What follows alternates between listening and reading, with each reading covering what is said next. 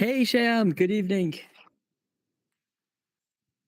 Good evening. How are you?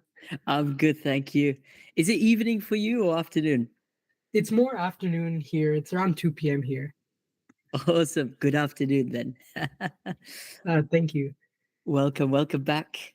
I see you've been active on the community and you've managed to find Elijah as well.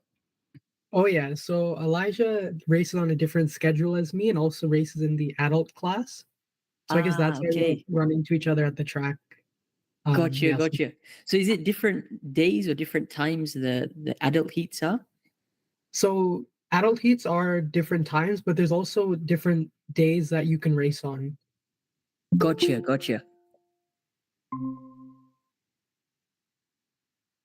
What's up, And kids? Good Hi, evening. good evening. How are you, Kaylis? I'm good. How are you? Yeah, all good, thank you. Sorry, what were you saying, Shayam? so I uploaded a file about 11 megabytes. If that's Yeah, not ideal, then I can just upload a link as well. I've got the file actually. Do you Okay. think you can do a YouTube link for it? Yeah, I I'm already just uploaded it just in case, so I can just awesome. send that. If you can share that, I think the share screen works better with a YouTube link. Sure, I'll So do we'll that. just wait for some people to join in as well. We've got lots of footage to go through today. Looking forward to it as well. Who watched the F1 today? Me. Shayam, did you also watch it? Yeah, same here. It's crazy, crazy ending. Let's start the live stream with some controversy. Who was at fault, Max or Lando Max, for Max, racing incident? Max for sure. He pushed Max for Lando sure. outside the track. Okay. Shayam, I think it how did was. you see it? I think it was a bit of both, to be honest. It was hard, very, very hard. But Max ultimately moved over as well. Yeah. So I get that's what caused it. But it was also a bit aggressive from Lando the whole time. So it's a bit of both. Okay. Welcome, Matthias. Can you hear us? Yeah, I can hear you very well. Thank you. Welcome back. I think you joined us last week and you weren't able to stay out throughout. Yeah, I was out of my home that day and I left around 50 and 50 p.m. No worries, no On my worries. time. I left after 50 minutes of the start of the session. Did you watch the F1 today? You catch the race? Huh? No, I was watching the 24-hour last Spa Francorchamps last week, actually today. So I couldn't Okay, all watch right. the race. The F1 at Austria is always one of the best races. So believe it or not, I haven't caught a live race at all this season, just because, in my opinion, F1, I've lost interest. I was die hard for many years, since I don't know if you guys recall Nico versus Lewis. That was the last controversial championship fight. Then there was, of course, a bit of Seb versus Lewis for a few years. And then we had 2021 Max versus Lewis, which was the ultimate Netflix season because they got some good footage out of that.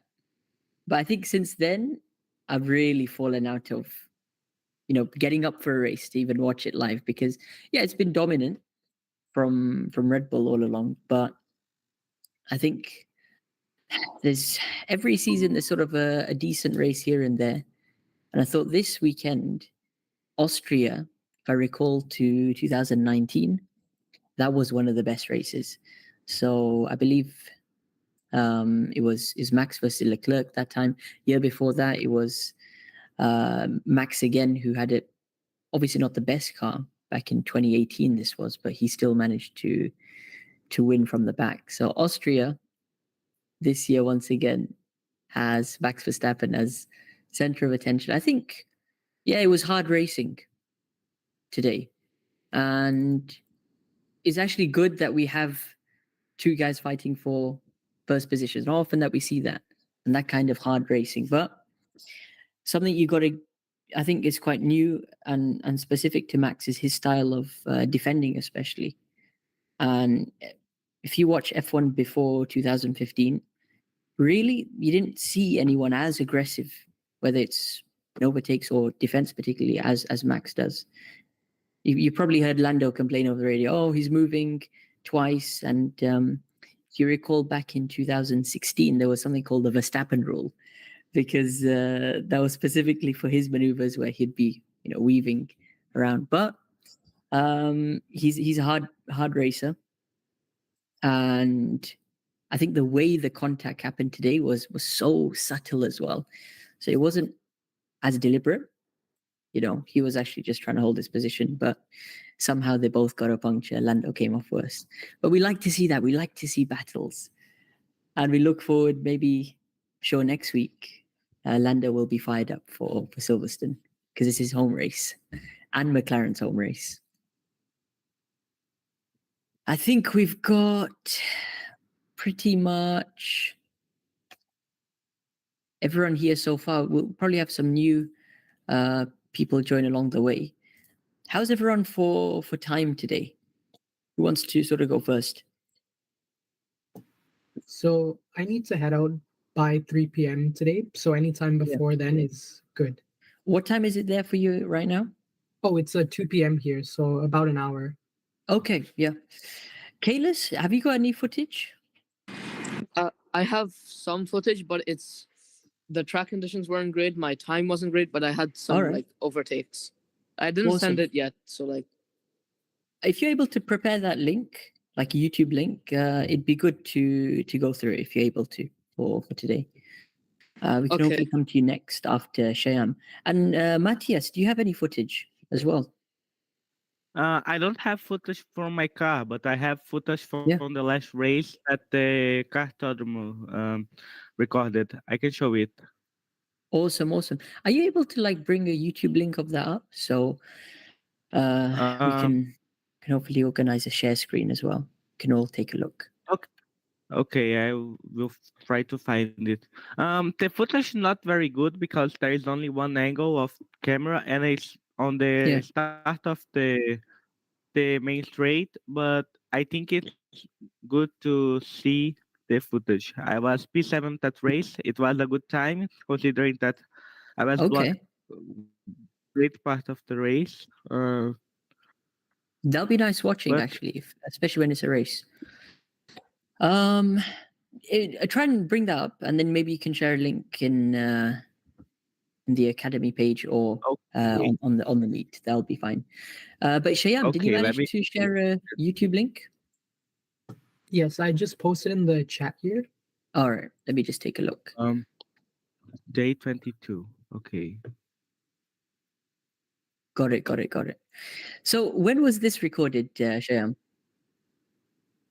I can't remember the exact date, but it was last month or 2 weeks ago. I can't remember which. I think it was last month. Last month. Okay, a wet track, basically. Yes. And was it raining during this footage, or it just rained? I think it had just rained on the track Yeah. just a couple minutes before, but still it was pretty wet on there. How often does it rain at this track? Like last year, it barely rained that often. Like it was quite rare, but my last few race weekends have all been wet. Mm-hmm. I'm surprised because what are the seasons like there? Is June, July, August generally summer, or is it? Yes, it's summer here. It's summer, but it still rains. Yes. Is that because is it north of Canada? This is, or No, this is the southern part. oh, okay. But it's actually only been my race weekends that have been raining. Like most Yeah. of the other schedules, like they haven't had much rain at all. It's just Okay. been Saturdays for some reason. Yeah. Let's just rewind that again. This must have been one of your fastest laps, I assume. Yes. From, this was towards the end of the race. I believe a 48.8. Okay.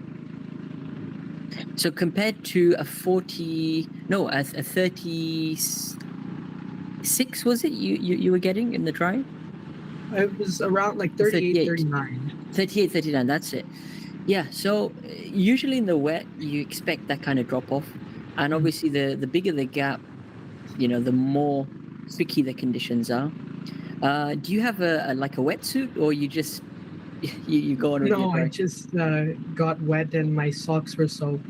I know that feeling is really uncomfortable to say the least. Sometimes the track will have like a wetsuit overall you can put on top. That just saves your clothes. But in terms of boots and or shoes, it's very difficult to save your socks. What are you doing in terms of your driving, which is different to the dry now? Anything you're specifically So thinking on about? all Yeah, so on all my wet laps, I like to go just around, completely around the outside of the corners. Yeah. And then the one thing I have been experimenting just based on your video was lifting Yeah. or braking.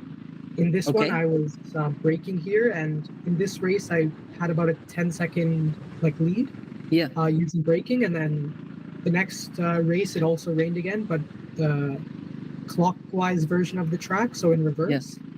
And I tried with lifting and actually had a 24-second gap that one. So I'm just Amazing. trying to find which one is more ideal, the braking, the lifting, or if it depends on how much rain. Yeah. Well, when it comes to a wet track, it's all about the feeling. And this is driver specific. Those who are more confident will naturally carry more speed. They'll like to push the cart a little. And generally, when you drive, you'll see a lot of counter steering and, your cart just being on the limit of grip. If you're too smooth in the wet, yeah, that will gain you time, but also being a bit aggressive and even sliding the cart a little can gain you time. So it's all about finding the patches of grip. I mean, as we start this lap now, what you'll find is the outside part of the track, which is what you would not normally drive on during the normal racing line, has more grip. So the rubbered line, which you drive in the dry, that becomes very slippery, and you tend to avoid that during the wet. So coming around the final corner, is this the start finish straight, Yes. basically? Yeah, coming nice and wide. This is actually an in lap, right? Because he's waving the checkered flag, or is that a Or white that's flag? the white flag. A white flag. Okay, gotcha. So you're still pushing through the first corner. Now, this is the high speed kind of stuff. And what you'll have to be wary of is the grip levels will change corner to corner. The track is fairly big. Unless you're doing something, which is like a 20-second lap, it might be quite consistent. But on a big outdoor track like this, turn one might be drier than the last corner or drier than sector 2. So, for example, just by observing your driving here, there seems to be a decent amount of grip, and you've pretty much taken this corner flat out. I think barring a slight lift, you were quite smooth through there. When there's more grip on the track, even if it's a damp track or it's just rain, if you feel there's sufficient grip on the normal racing line, just like you've taken over here from the outside edge, cut towards the inside edge, try and get close to the curb, that is also a faster route. You don't want to get into the position where you're wheel spinning or completely sideways over here. Then that would be slower. Have you experimented using curbs in the wet? The inside. Yeah, so on the reverse track version of this, I tried going on the curbs and I found I was sliding a lot, and my lap times, like during practice, weren't like that competitive. And then I switched it up for quali to just go off the curbs and then start lifting. Yeah. And then that's where I found lap time. Okay, so you were lifting throughout the whole lap, basically. Yeah, so that was on like a no different track. brakes. And then this one, like the lap that you're watching now, I was pumping the brakes. Excellent. I was just going to get to that as well. That's one of the braking techniques that you want to use. Matthias, go ahead. I found the link of of my session, but it's from the camera 4, and you can see the main part of the track. Okay. It's actually a good camera, but you can see the whole track, just a part of it. And Okay, also sure. the video is 7 hours long, and but my session starts at 1 hour and I don't know, 1 hour and 35.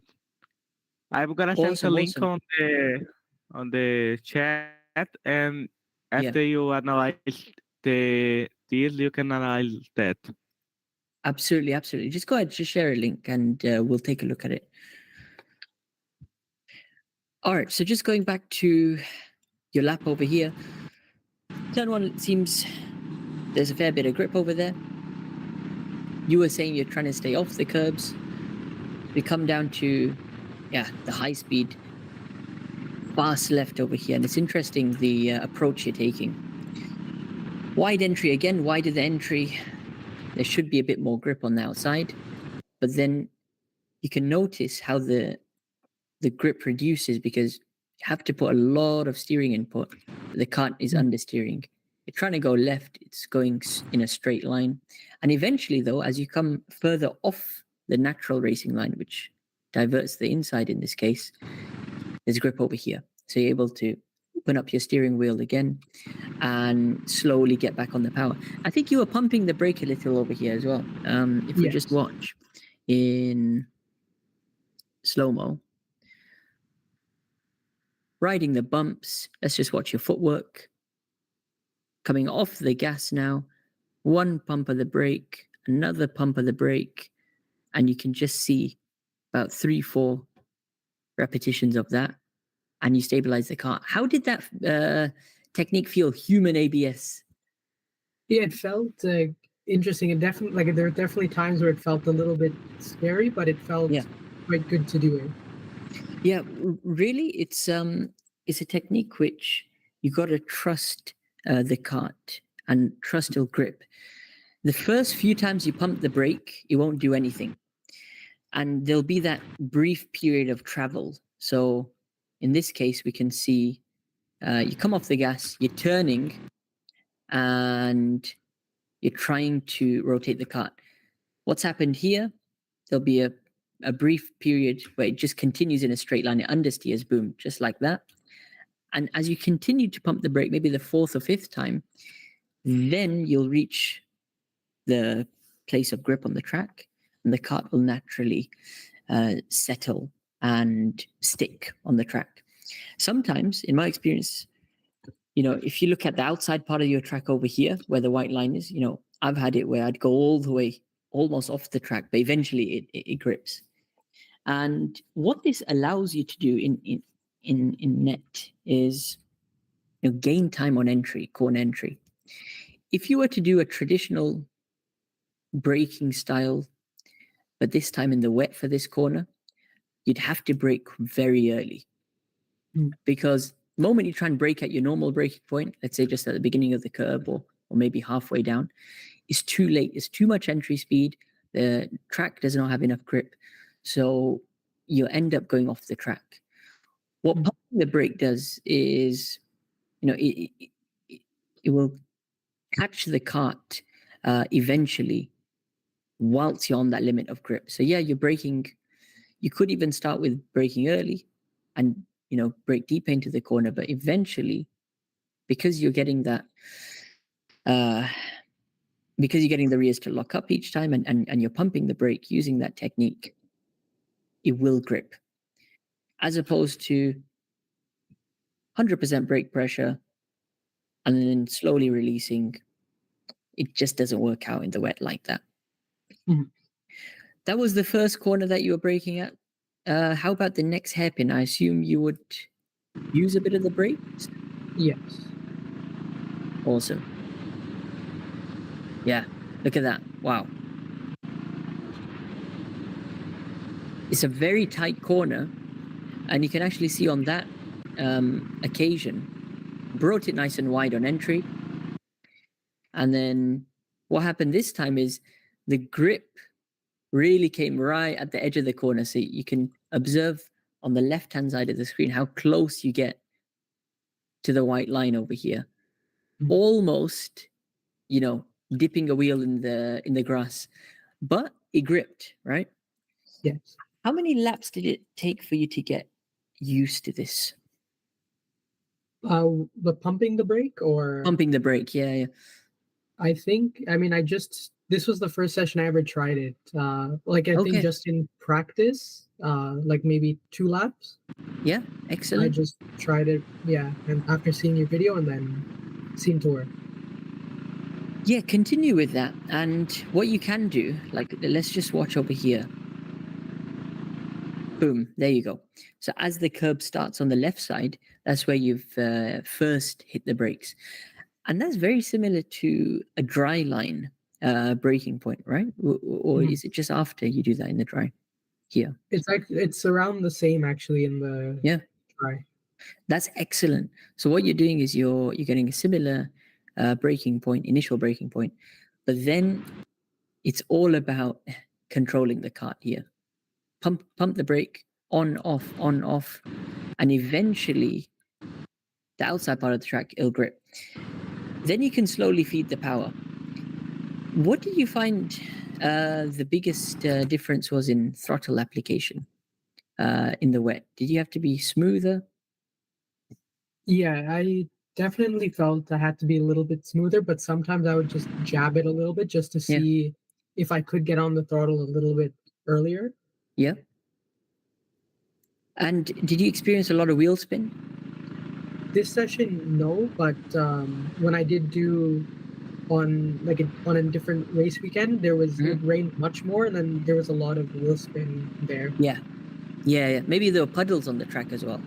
Oh, there was a lot of puddles and standing water. Yeah. Did you avoid that? So I tried.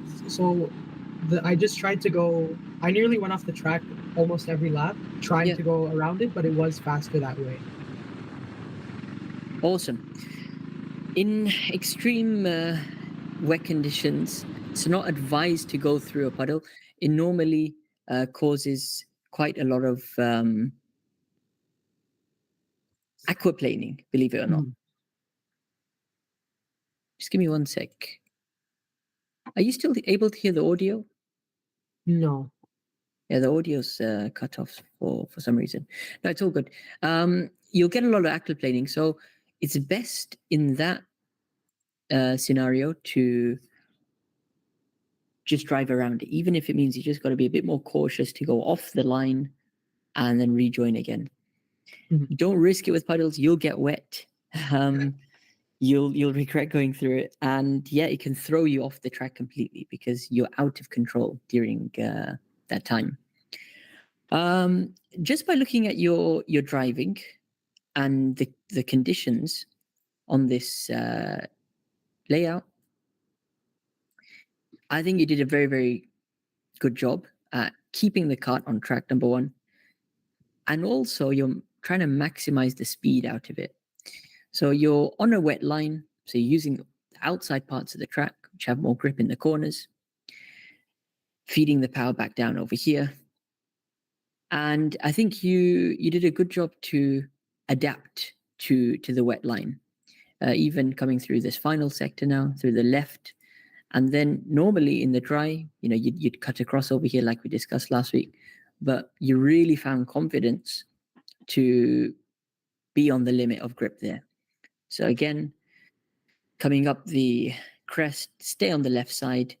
And you might even notice the surface was a bit darker on the left side. So, that's normally signals there's more grip there. A bit of counter steering here and there is fine. It just shows you're pushing the car. And because there was no rain during the session, generally the track will be drying up and there's a dry line forming. It's one of the best conditions as a racer, this crossover point where it stopped raining, slowly a dry line is forming, and then soon there will be a dry line to get back on, because the difference in the field will be massive. There'll be 2-3 seconds between drivers' lap times. Those who are really fast will be 2 or 3 seconds a lap faster. They've mastered the conditions. They're confident on where the grip is, similar to how you're driving. And then there'll be some other drivers who are more cautious, and they don't want to spin out, or they might be on the wrong line. They might not be as aggressive in the braking. They might not be as aggressive on the throttle application. Recently did a 24-hour race where by the 12-hour mark of the race, there was a huge downpour. So the drive for 12 hours. Overnight, all of the rain came, and it lasted for about 5 or 6 hours. So by the morning at about 6 a.m., that's when the rain stopped. And then 6 a.m. to about 12 p.m., the track was just drying. And you could see that those guys who are used to driving in damp conditions were really gaining time. And 2 or 3 seconds is huge, because in karting we talk about a tenth or two being big, dents here and there. So 2-3 seconds a lap can allow you to have the big gaps, like you were saying. 24 seconds it was, right, in your race. So this one was about 10 seconds, but then there was the race after was a lot heavier rain, and it was also a circuit layout that no one ever raced on before. So I think that also is why that race was a bit bigger. Yeah, that's excellent. So it seems you do a lot of racing in the rain then, just because of the luck. But that's always a positive, because when it comes to wet weather, there's no substitute than doing as many laps as possible in there. Did you do like a 40-lap practice in the rain once? No practice like that in the rain. Like my only rain experience was just a couple, like few laps here and there, just throughout the races. That's not bad. Once you can get more and more experience in the rain, you might even favor the conditions, because by the looks of it, you're already pushing the cart. And I mean, how did you find it? Were you enjoying, finding the limit in these conditions, or was it awkward?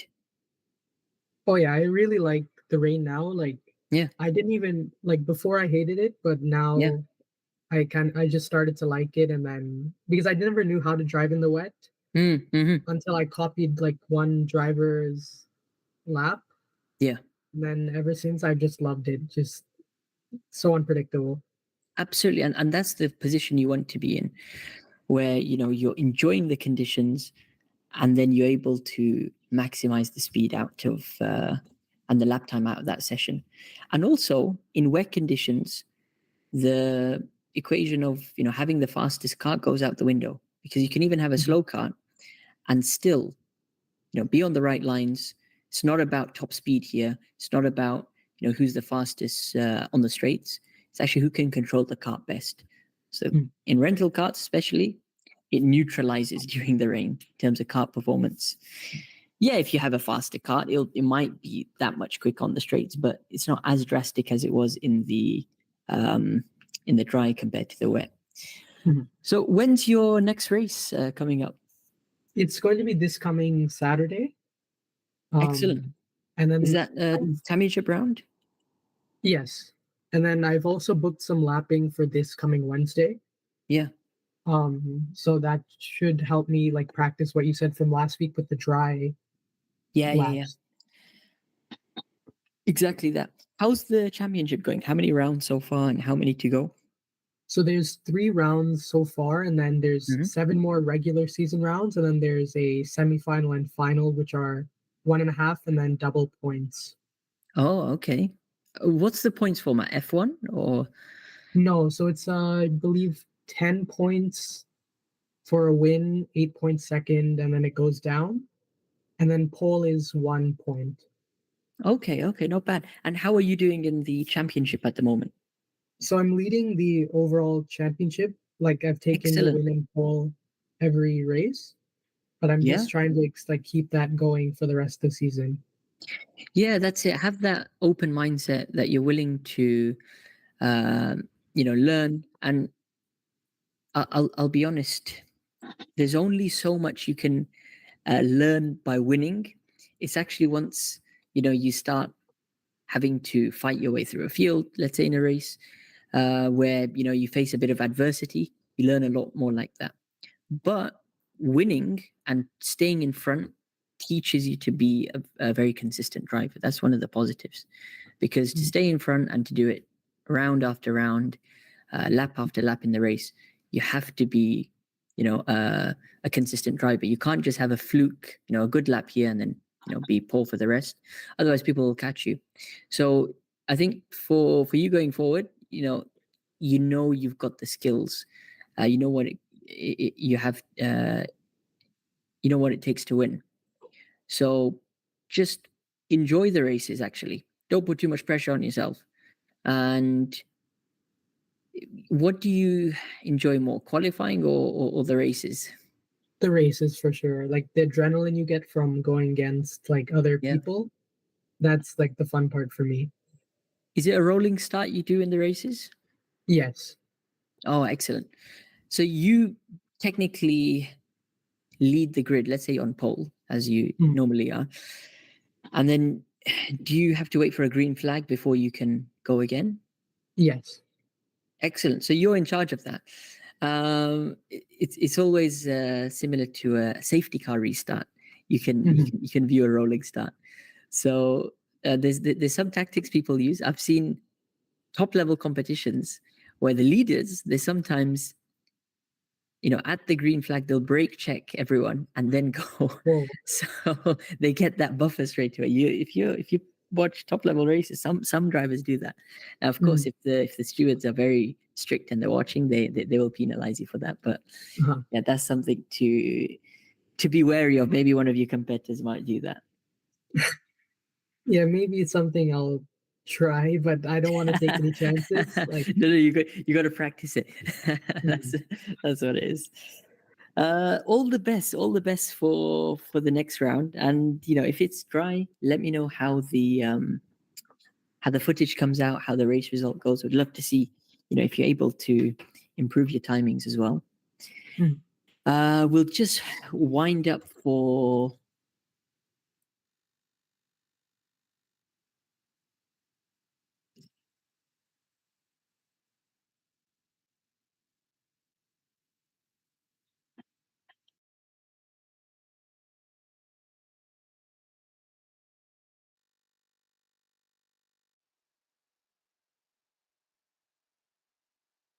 You're muted. Sorry, I just got disconnected there. Can you hear me? Hello? Yeah. Can you hear me, guys? Yeah, I can. Yeah. Okay, sorry. Yeah, it just got disconnected. Shyam, thank you so much for sharing your footage again.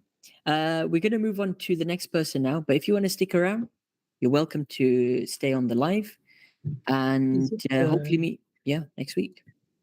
Yeah, is it okay if I just ask like one question? Of course. Go ahead.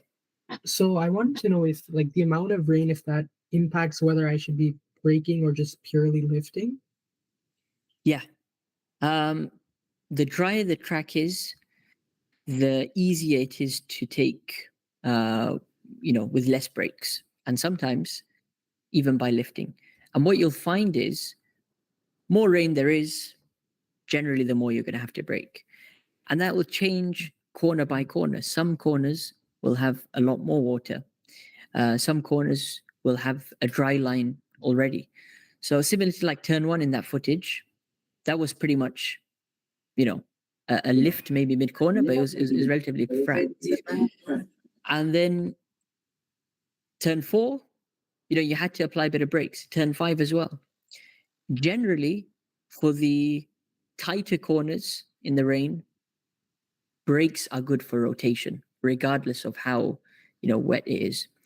What you'll find if you try and lift in tight corners such as the hairpins, the rotation isn't easily achieved. Also, that technique of using the human ABS for the kart to grip is not as easy to achieve as well. But it's about playing around. It's about the feeling in the kart. So you just got to test it out.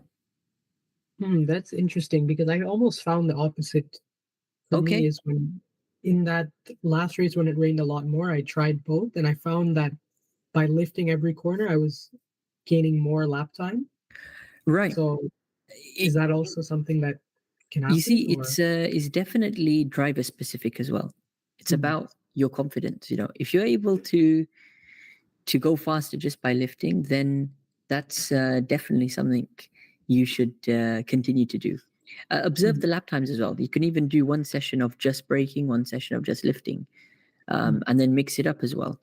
But yeah, definitely just about feeling what you're more comfortable with. There's no fixed way to do it in the rain.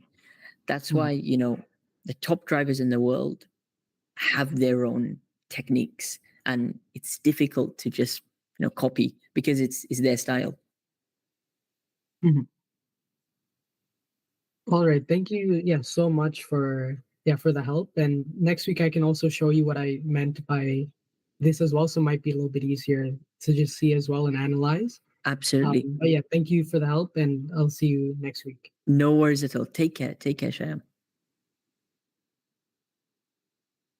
All right, we're gonna move on, guys, to Matthias and Kalis. Before we do that, what's up, Austin? Can you hear us?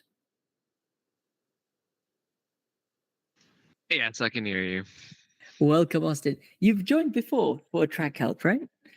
Yeah. Awesome. Where are you joining us from?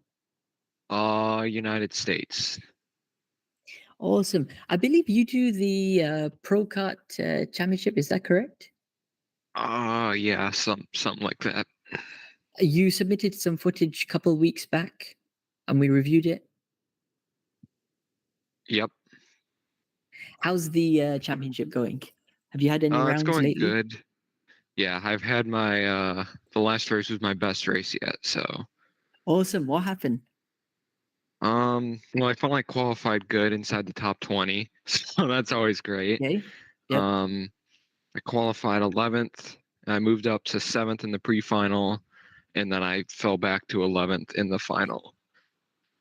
Not bad, not bad. Where did you qualify before the pre-final? I think 11th. So 11th to 7th, and Yep. then 7th back to 11th. Not bad. Yep. So what happened in the pre-final? Was it good overtakes or good race start? How were you able to gain those positions?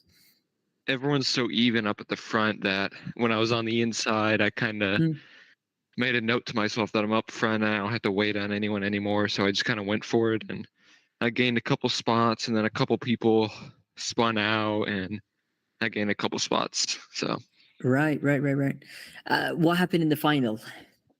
The final, I think my cart was just set up too short.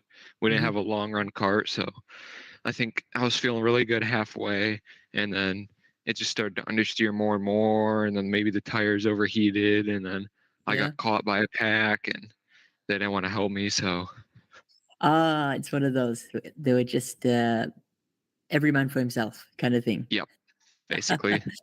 No, that's difficult. It was people that I don't like, and they don't like me, so. Okay, so it was quite deep. Yeah. No. That's unfortunate, because especially when you're in that top 10 fight, let's say even 7th to 10th, you should try and work together to catch top 5 at least, and then top 3 is a different story. But especially top 5, were they close, like 6th and 5th position? Do you reckon if you worked together you could have caught them? I don't think so. No, it was like over halfway, and they were like a straightaway ahead. I was just outside of that pack, so. Right. Yeah, then that's the risk you fall into, because if the guys in front are just a bit too far ahead, you'll naturally fall into the clutches of those behind, and then you become the hunted ones. Everyone just tries to, attack on you. But that's a really good race experience. I'm sure you've learned a lot from it. Did you have any footage from that race? I do right now, and it's uploading to YouTube, but because I forgot to reformat it into like a lower quality other than 4K, so it's taking a lot longer right now. Okay, no worries. If you want to go through that, we can do it once it's ready, because we've got a couple of drivers who are also got their footage we're going to go through. if you just stand by then and then just let me know once you got the link. You can just share it in the chat or on the Academy All right, page. will do. Awesome. Let's go to Matthias, because I know Matthias, you managed to find your link, and Yeah, I'm I just gonna managed. open it. I also found a doc with all my lap times. But there is no footage of them. Should No I worries. send them? Could you just resend the link, because I left this meet and then rejoin. I can't see the previous messages. Okay.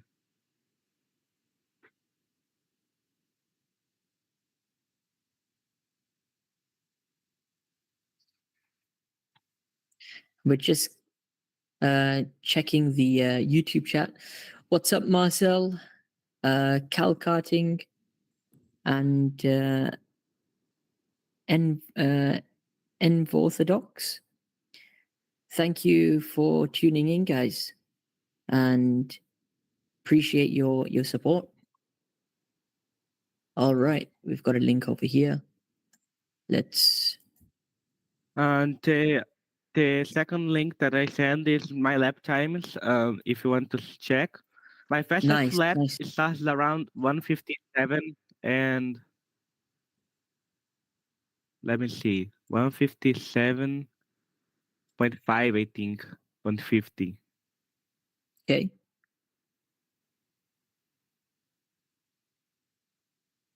I have a question Here we about go. starting the race. Will the When is the does race the start? kart quality? Well, the race started 147.47. Oh, okay, awesome. So it's just about Actually, one. You sure yeah, 147.7? I Oh think yeah, yeah. One. it's the We first can lap. see on the I right think side. the end of the first lap.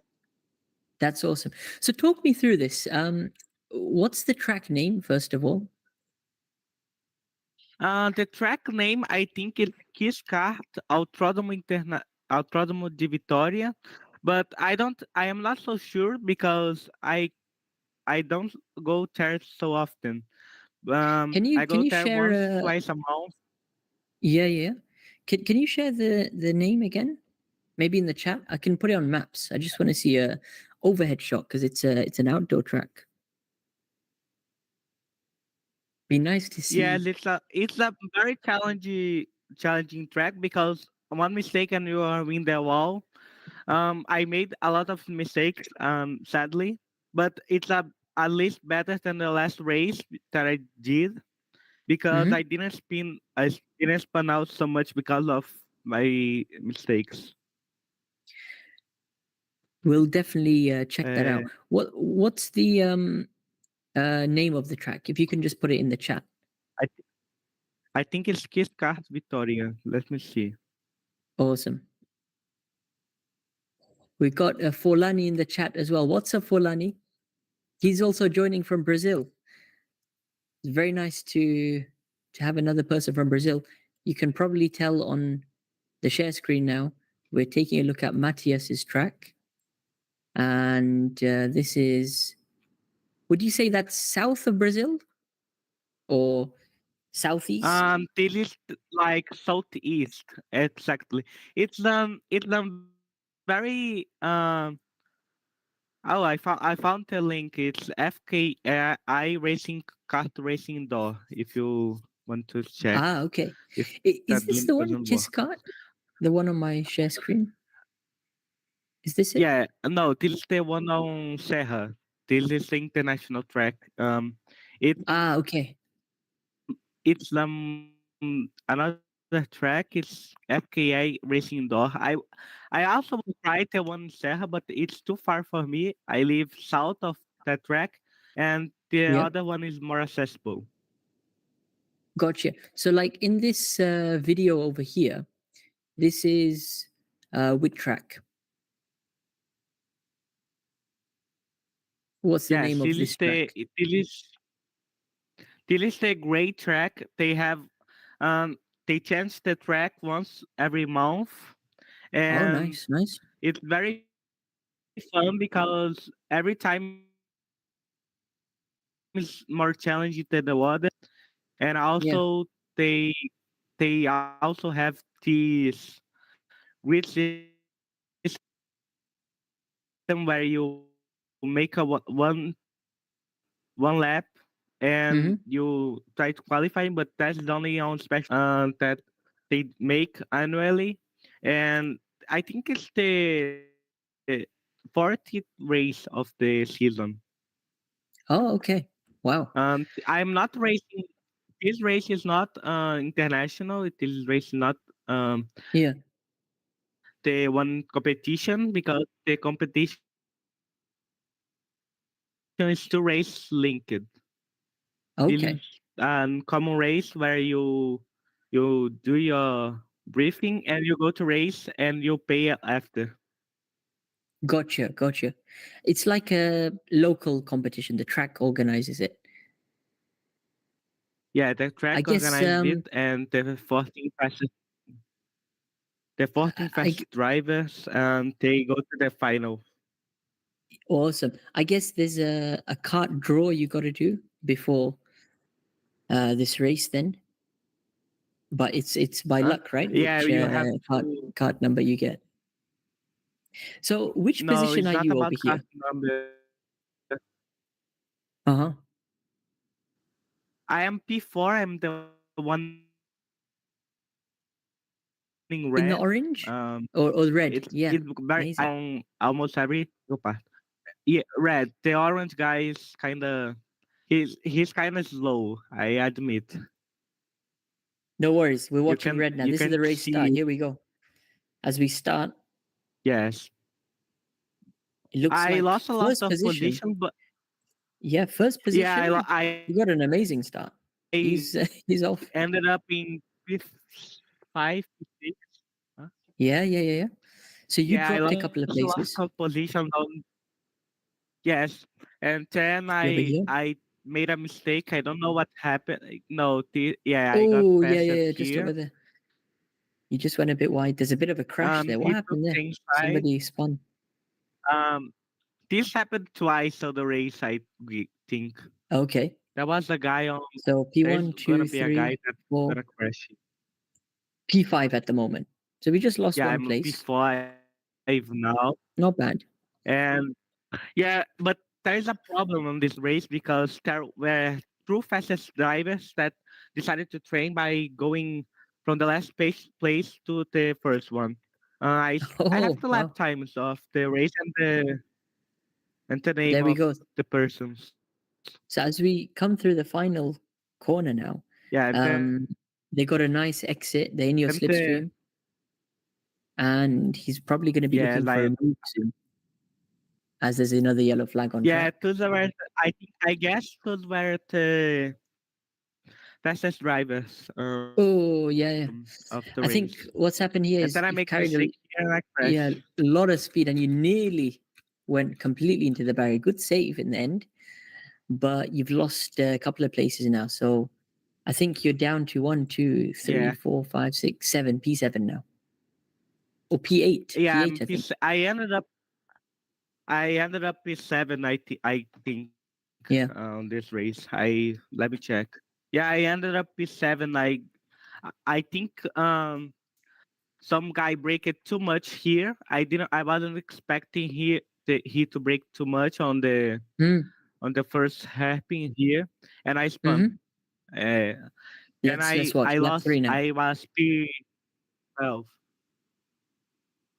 So coming through the hairpin now, just watching at the top of the screen. Yep. You gain time now, so you're on the back of first, second, third, fourth, fifth, sixth, seventh, Yeah. eighth. Yeah, I P8. You're on think the back I of spun P7. out on lap 5.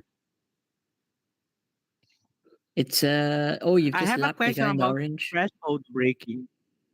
Yes, go Yes, ahead. Go ahead. he was very slow. I have a question about threshold braking. Should you Yeah, brake early, late, or where you brake normally? I would try and brake where you are normally, but the thing with threshold braking is we want to try to accelerate before the apex of the corner. So sometimes it is better just to brake early as well. Oh, I just see the spin there. Yeah. What do you just? We'll come back to threshold braking, but what do you notice about this this incident? What I think is, I think tell me. I think I carried too much speed here, and he braked it too much. I would get a good exit, but he braked it too much, and I bumped him and spun out. And I think the most then I lost the important, position to this guy. He's gonna be very important. the most I think important thing to observe is the yellow flag. So somebody spun out, and whenever it's yellow flag, you should always reduce your speed because there's an incident in front. So what happens is, especially at the corner of the incident, don't carry the same speed you'd normally do on the normal line. You have to reduce, even if it's 50%, you reduce the speed. If you have full racing speed, it can be dangerous for the person on the track who's recovering. So just avoid that next time. Be observant. Is there yellow flag? Is there?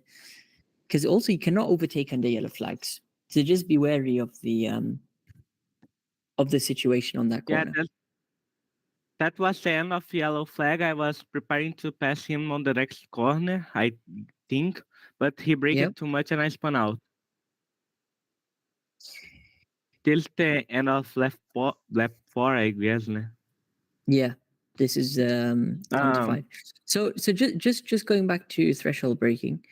What you can do is eventually get to a stage where it's at the normal braking point, which for some people it's quite late in the corner. But I'd always say try to get it done early so you can be on the gas as soon as possible. The only time you want to brake is for, I'd say, tight hairpin turns or corners which you physically cannot go without lifting, or you can't do flat out. So it's only for few corners. So like where should I use here on this layout?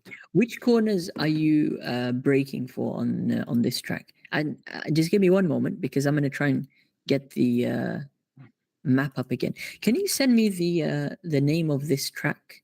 Again? It's Left KI Racing Indoor. Indoor. The Okay, track that's the one. isn't up. It's not updated because the layout is Got I it over think here. the pink one. Okay. So yeah, we got it over here. This is it, right? Yeah.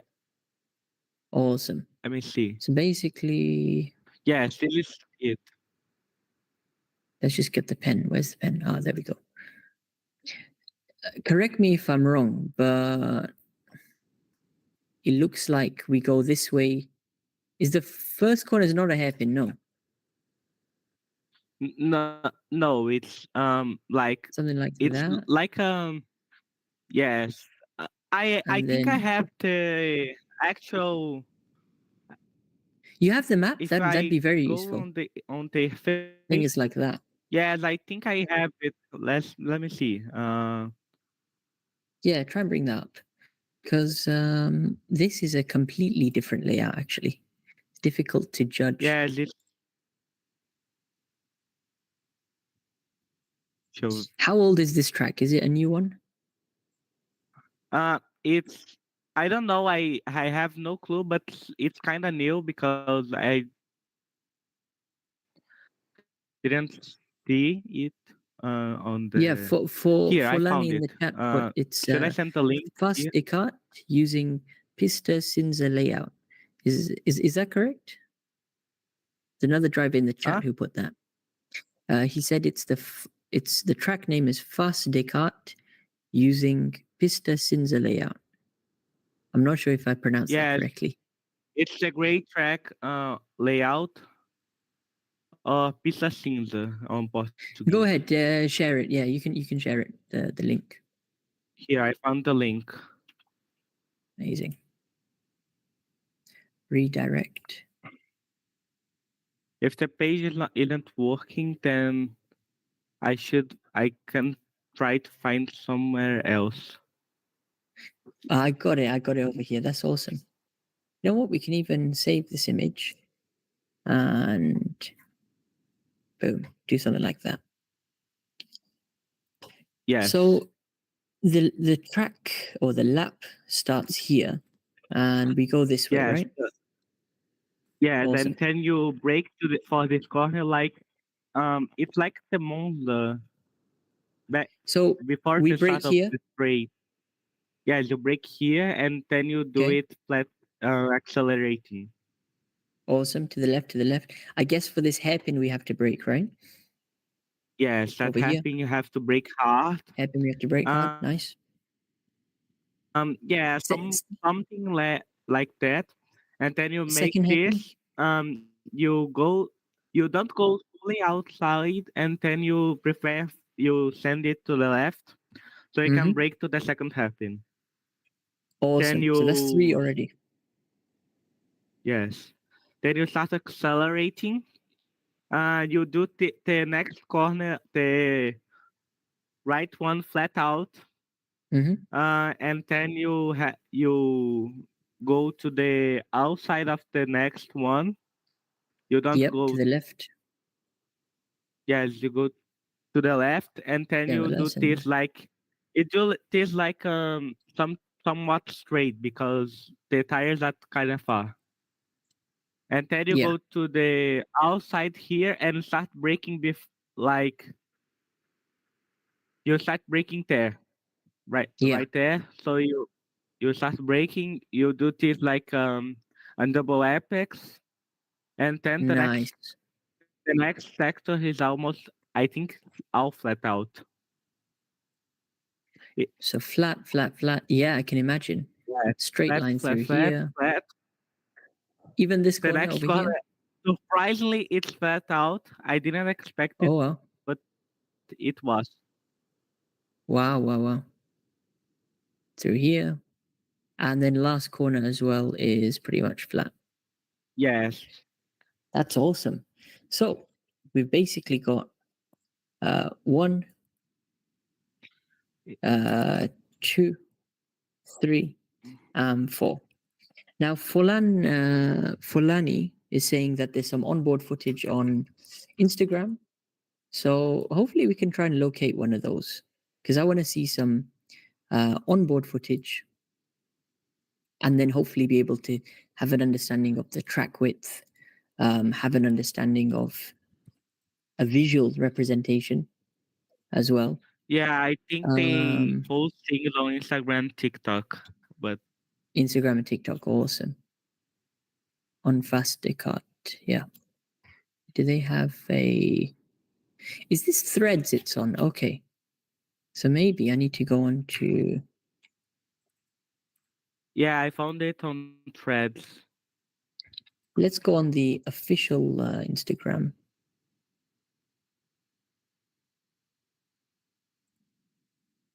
Come on.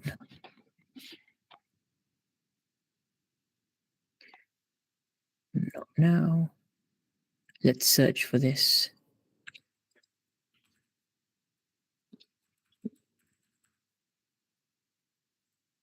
All right. Yeah, we got some footage over here. All right. Let's share the screen.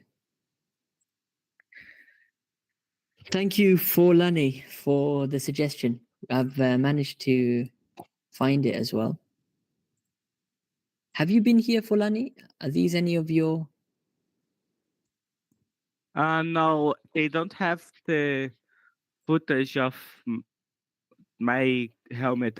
They don't put No cameras worries. on the I think helmet. this is the same layout, though, right? That we can see. Is it running Yes, smoothly? still the Clearly? Can same you see it layout. clearly? It's not that smooth, but I can see it clearly. Okay.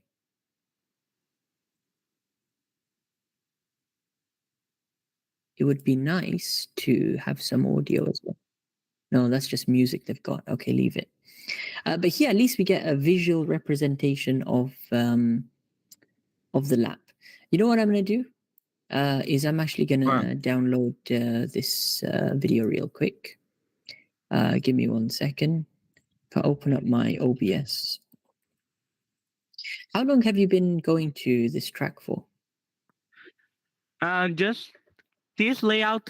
I gone for 2 races, and my fastest lap was let me see. It was 42.81. It wasn't so fast, but Okay, in my category, the fastest lap was 41.9. not bad. So it How was a does good the time. how do the categories work? Is it on age or weight? No, it's about skill. Once you get um a lap time under, I think, a certain time, you Yeah. end up to the next category. So on Oh, the okay. my first race on this, there was 5 persons on the up category, and about about 10 on the second category. Wow. Okay. And do they all, practice as much as you do, or do you feel they have a bit more practice, or you have some more practice? How's the skill level in your No, category? my category, I think nobody have practiced it. They just go there and race and have fun. But on the Okay. next category, we have P5 from P4 to above. Those people are racing there almost every week. Ah, okay. So there One is example, a skill gap. Yeah, yeah. yes, there Um, is a very huge skill gap.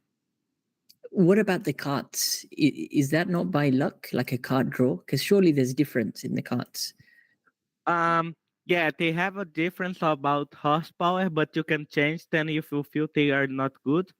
But on Mm-hmm. the start of every single time you go there, you go to Mm-hmm. the you go to the front of the track, and you choose you and the workers of the track, they choose the card for you with I don't Okay. know what they use, but they select or they use some kind of roulette to find a card Yeah, for you. to to make it even, right? Because Yes, otherwise you'll just select like the fastest cart, especially the regular drivers. They'll know which one is fast. Um, yes, the cards are selected by luck. I've just got the video over here for you now. So let me just share my screen. Share entire. Beautiful. And I've managed to actually crop this video over here. So we've got the lap now. I hope it runs smoothly. It doesn't look like it's going to run smoothly. Yes, it's kind of Okay. heavy. It's not running that Yeah, smoothly. let's try and adjust that.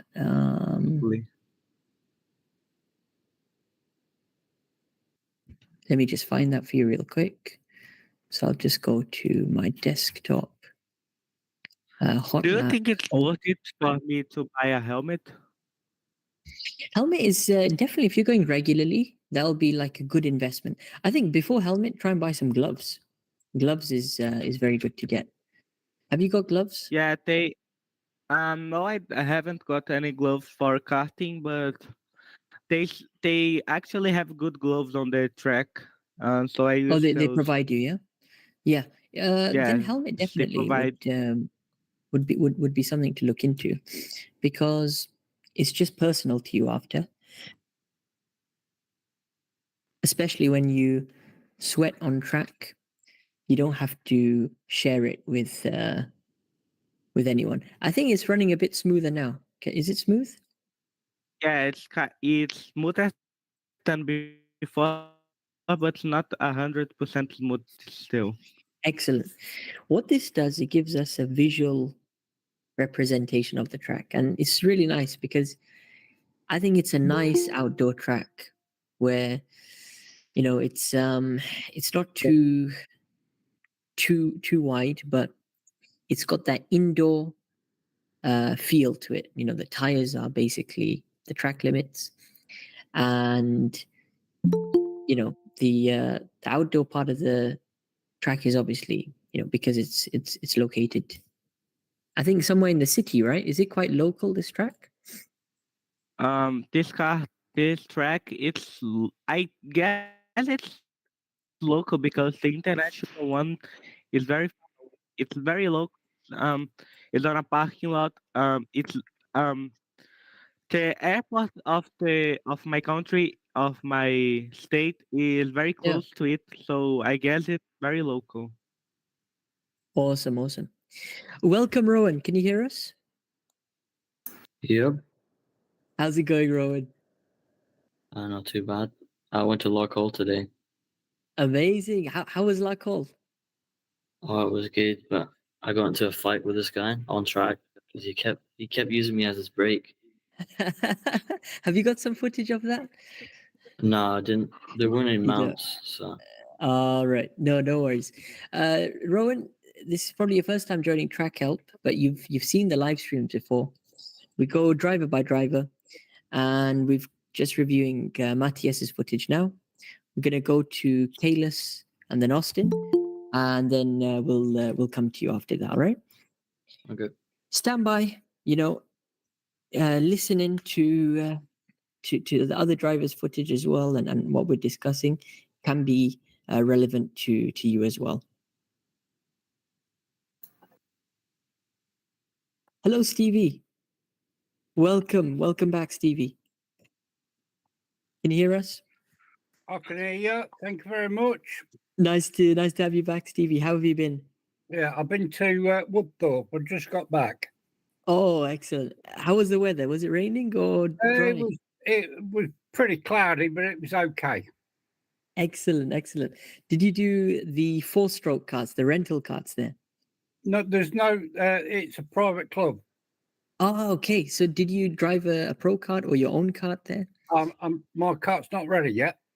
Okay. You drove someone else's? I went as a guest. Ah, excellent.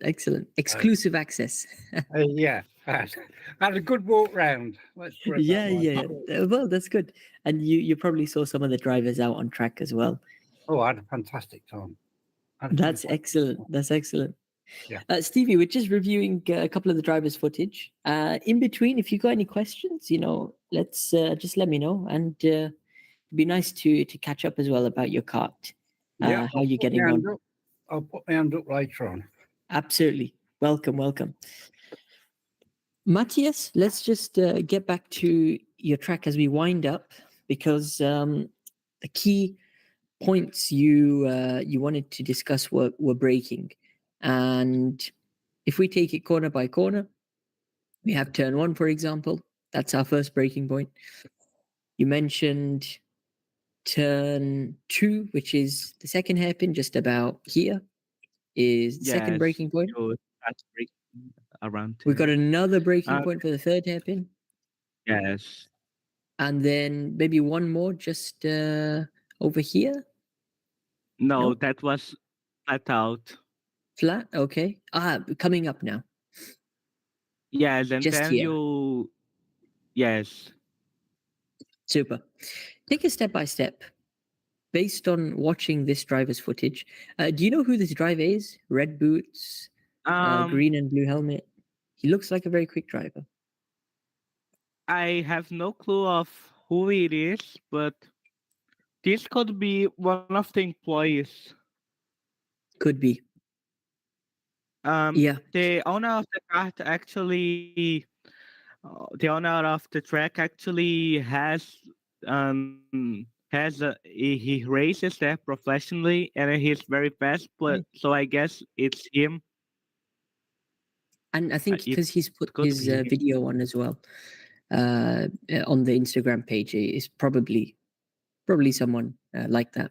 But it's a good driver and it's a very good lap. And a couple of things that I observed is, his braking points. So turn 1, for example, we're just going to watch. where he brakes. Boom. Right before turning, if we judge that towards where the actual corner is, it's nice and early in the turn. Essentially, he's getting a hard amount of braking done, so it's peak pressure very, very quickly. And then he'll try and get off the brakes as soon as possible, get back on the gas. So what happens is, sacrificing a bit of time on entry, releasing off the brakes, gets his turn-in done as well. Quite aggressive on the turn-in, to be fair. And he's laying the power back down. Technically, it's a double apex corner, the first turn. So he goes close to the first apex, gets back into the middle of the track for the second part, and then he'll make sure to get back to the second apex somewhat.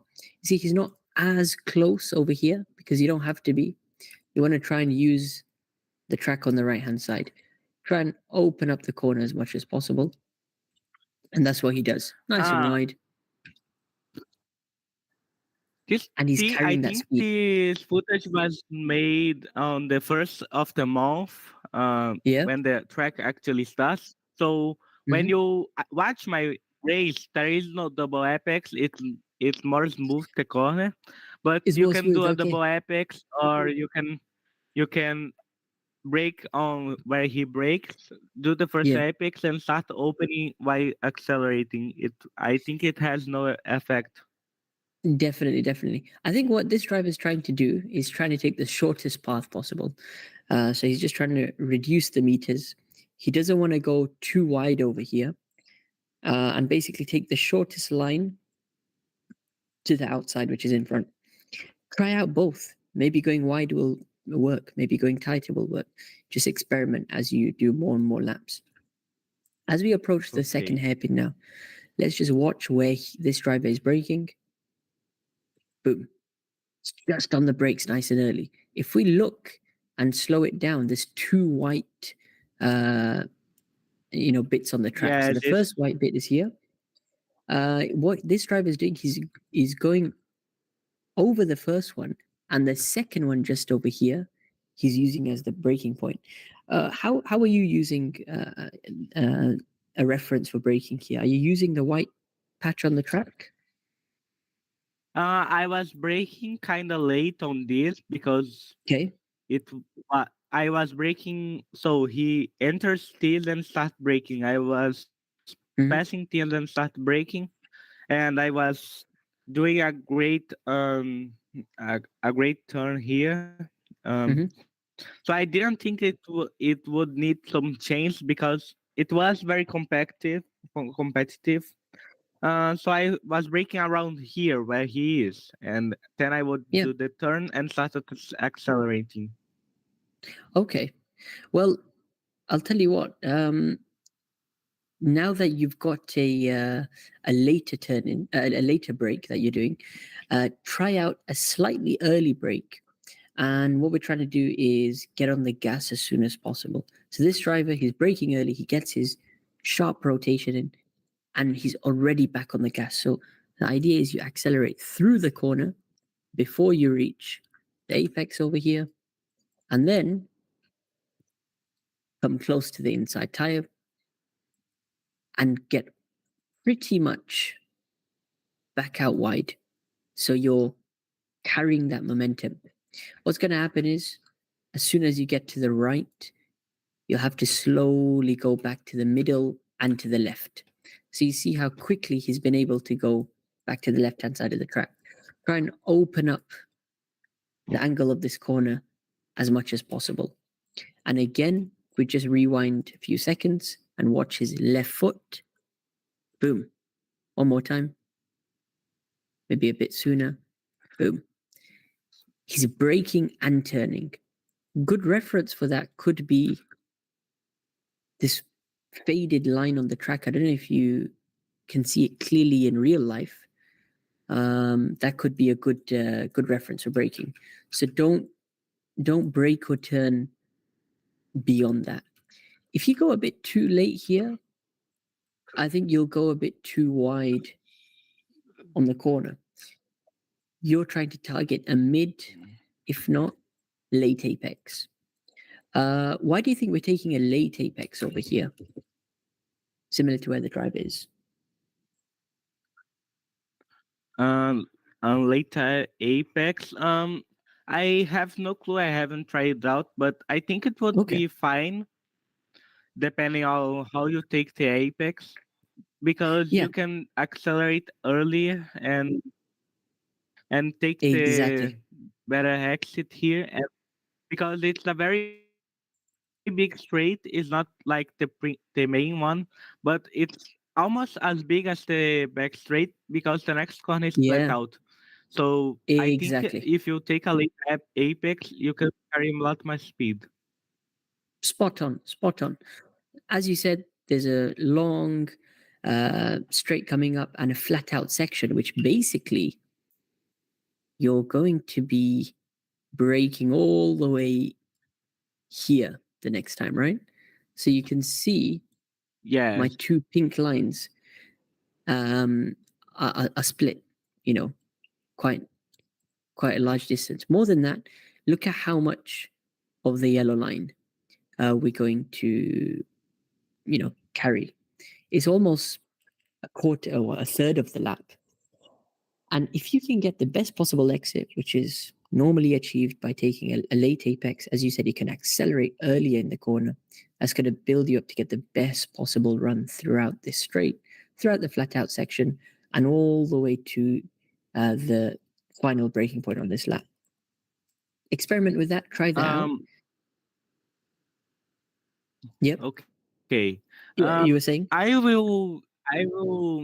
The track changes tomorrow, so I'm gonna be here day 8 to check out the next track and see how I can improve my lap times on that track. Absolutely. No, keep me posted. As we mentioned, come on to the flat out section over here. This is about placement of the cart and even using your body weight a little. Are you leaning in any of the corners? Using your body? I have to. I think I was leaning a lot on all of the corners because it had a lot of G-force on this. So my body was all the way to the outside of the corner, but my head was leaning in. So that's normal. But like here, it's a fast right. Because you're going flat out, loading the outside tires with some grip can really be beneficial for you, and help you get a bit more rotation. So you go close for both of the corners, if you notice, keeping it as tight as possible. Then you can start opening up like the driver's doing over here. And what he's trying to do between these two tires is make it as straight line as possible. So keep the steering wheel neutral, minimal steering input. Now what he's doing is he's putting an aggressive amount of steering, because what we've got is a right into a left. Yeah. So the wider you can be on end, the easier it is. Normally, I would end up accelerating on the part of the track, go fully outside, go fully to the inside, go outside, and then use the most straight line as possible to get to the outside of tail, because there is a very big red marking here. You can use that as a braking. So there is a very big spot here. Just looking at what this driver's done, it'll be interesting to see his line. So he goes slightly wide on entry, cut back to the left, and keep it pretty tight, which is interesting.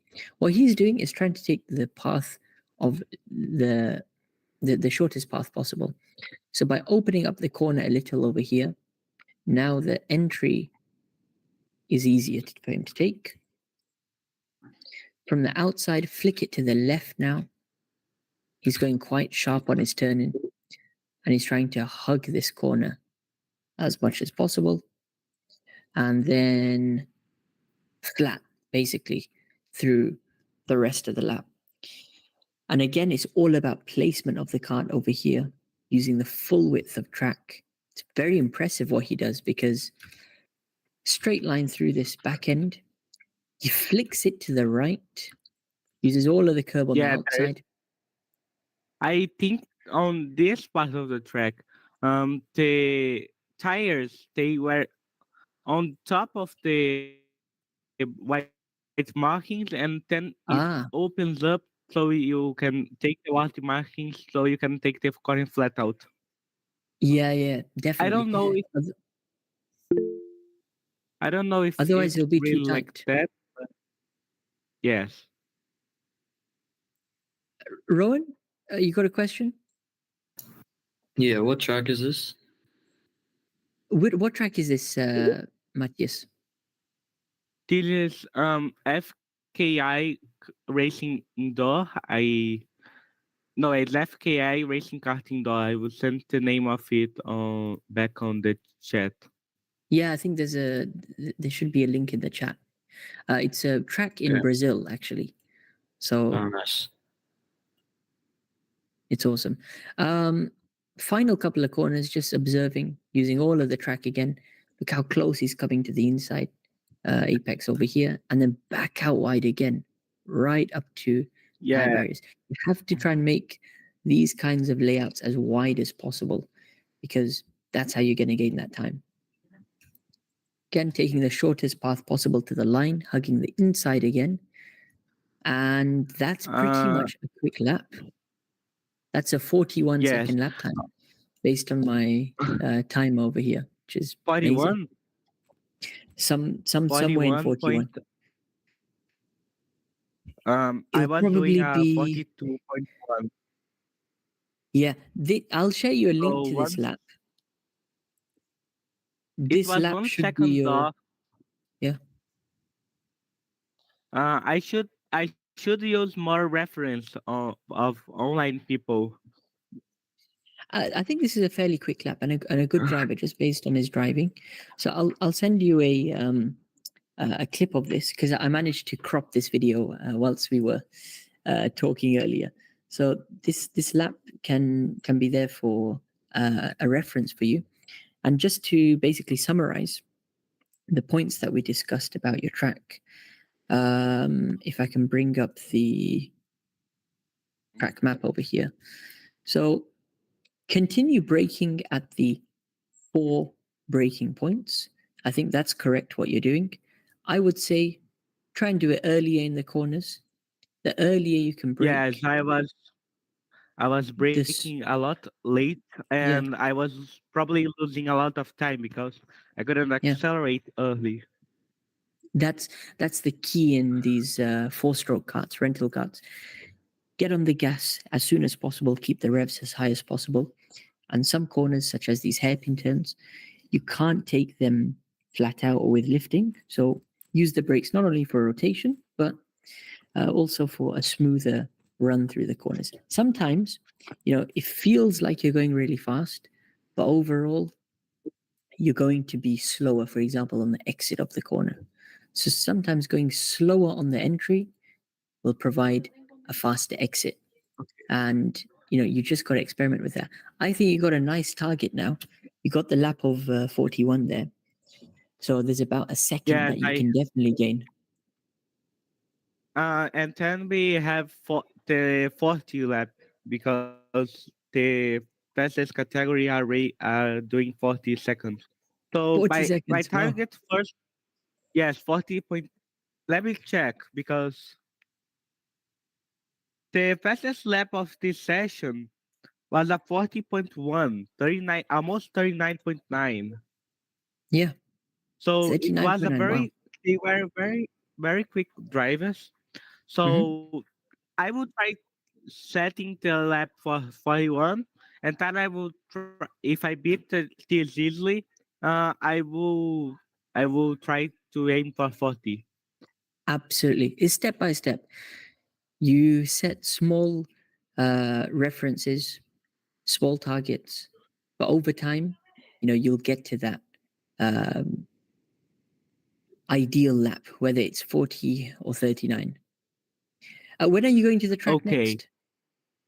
My next section was market to day I think 30.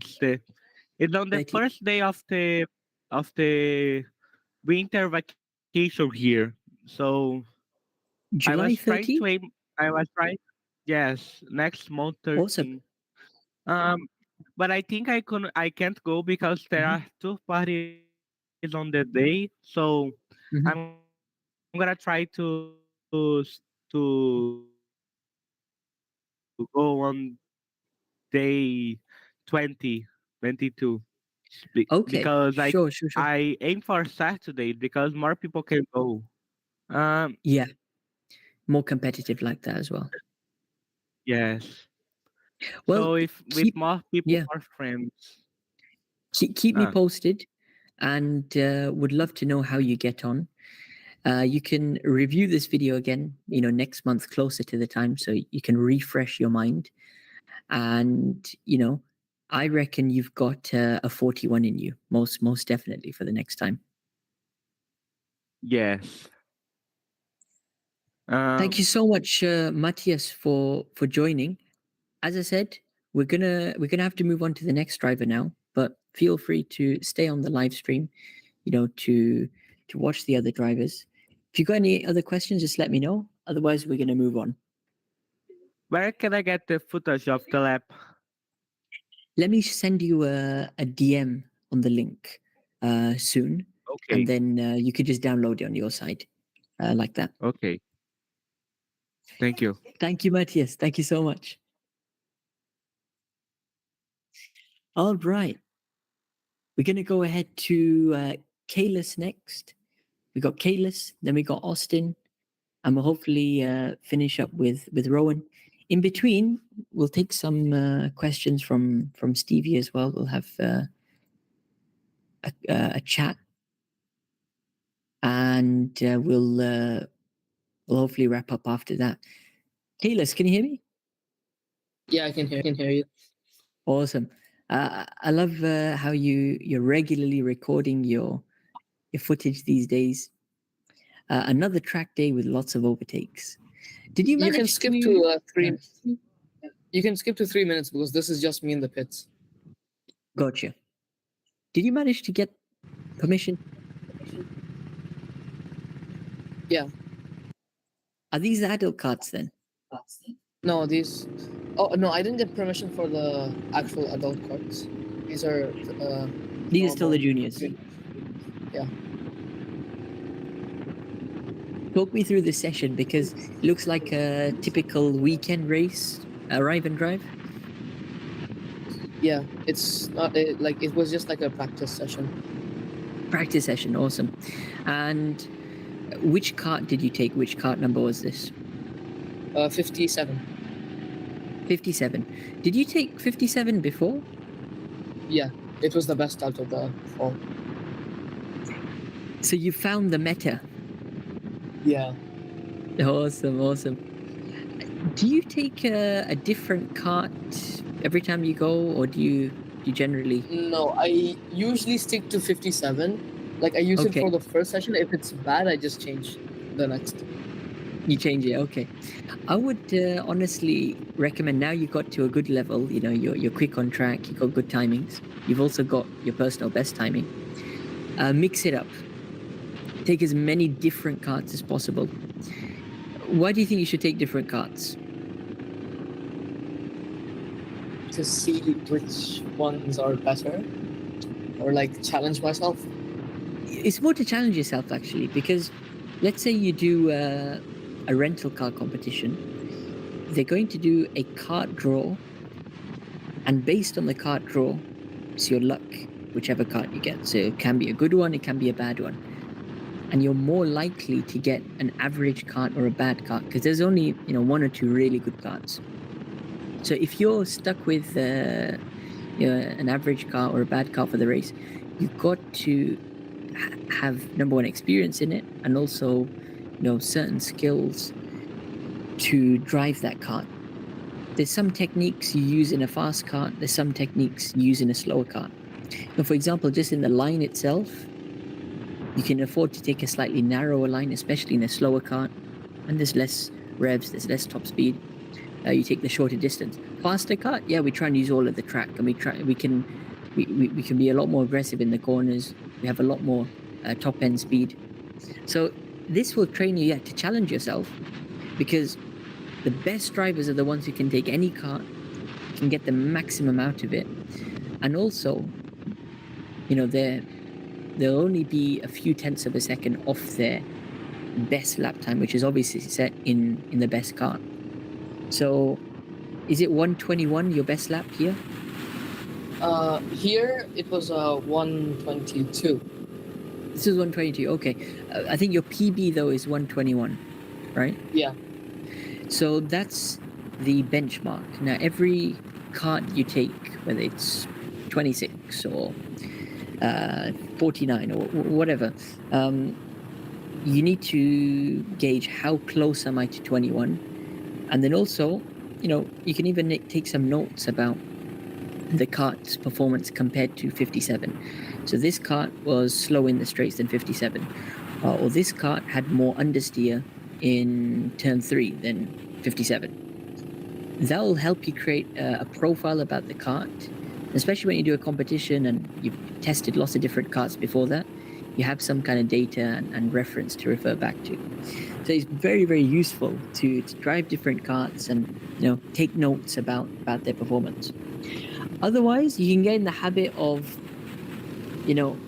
driving the best kart all the time, and then suddenly when you don't have it, it becomes very difficult to adapt to a different kart. So that's something in the future you can look into getting. Okay. So it looks like you've got off to a strong start, and basically the overtakes are going to come when you start lapping people. I think about halfway through. Yeah. That's awesome. Were there any friends of yours in this session, or it's just random people? No, it's just randoms. Not bad, not bad. Well, I always encourage you to drive with random drivers, because number one, they don't have that experience, and they're going to do things which are unpredictable. For example, you're just passing the driver in the yellow suit in front. Yeah, there's this one driver, I could not predict his moves whatsoever. It was near the end, the last sector. He pushed me almost outside of the track. No. It's this one. Later in the track. He pushes me off track. He brake checks me. This one. Wow. He brake checks me here.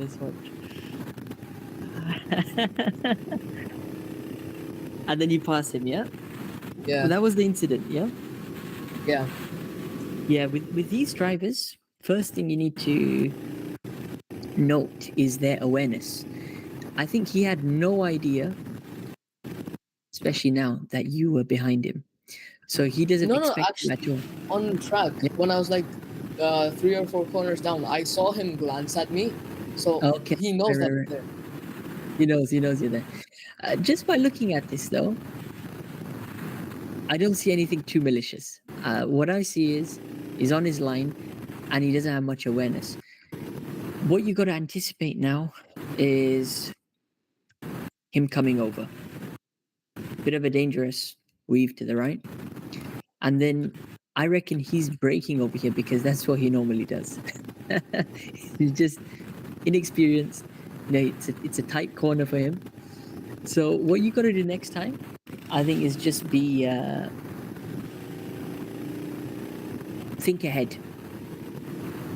Sometimes you don't have to be so aggressive to pass them in the moment. Keeping a bit of distance as well can help you, because as soon as they do something unpredictable, whether it's a weave to the right, whether it's braking early, because you have that distance there, you can immediately make your mind up and pass them. And that's the good thing about driving against random people. Every guy's going to do something different, and actually, you're going to come across people who are going to try and block you deliberately. They're going to try and make it a hard time for you. And then there'll be some drivers who do things completely innocently. They just have no awareness that you're behind. You're the more experienced driver, so keep that margin for error there, keep that gap when you're overtaking them. Remember, you're clearly faster than them, you're lapping them. So whether you overtake them at this corner or the next corner, you're going to get the overtake done. I think your aim should be, how efficiently can I pass them, and how can I stay on my line as much as possible? It's actually a nice overtaking challenge you can set for yourself.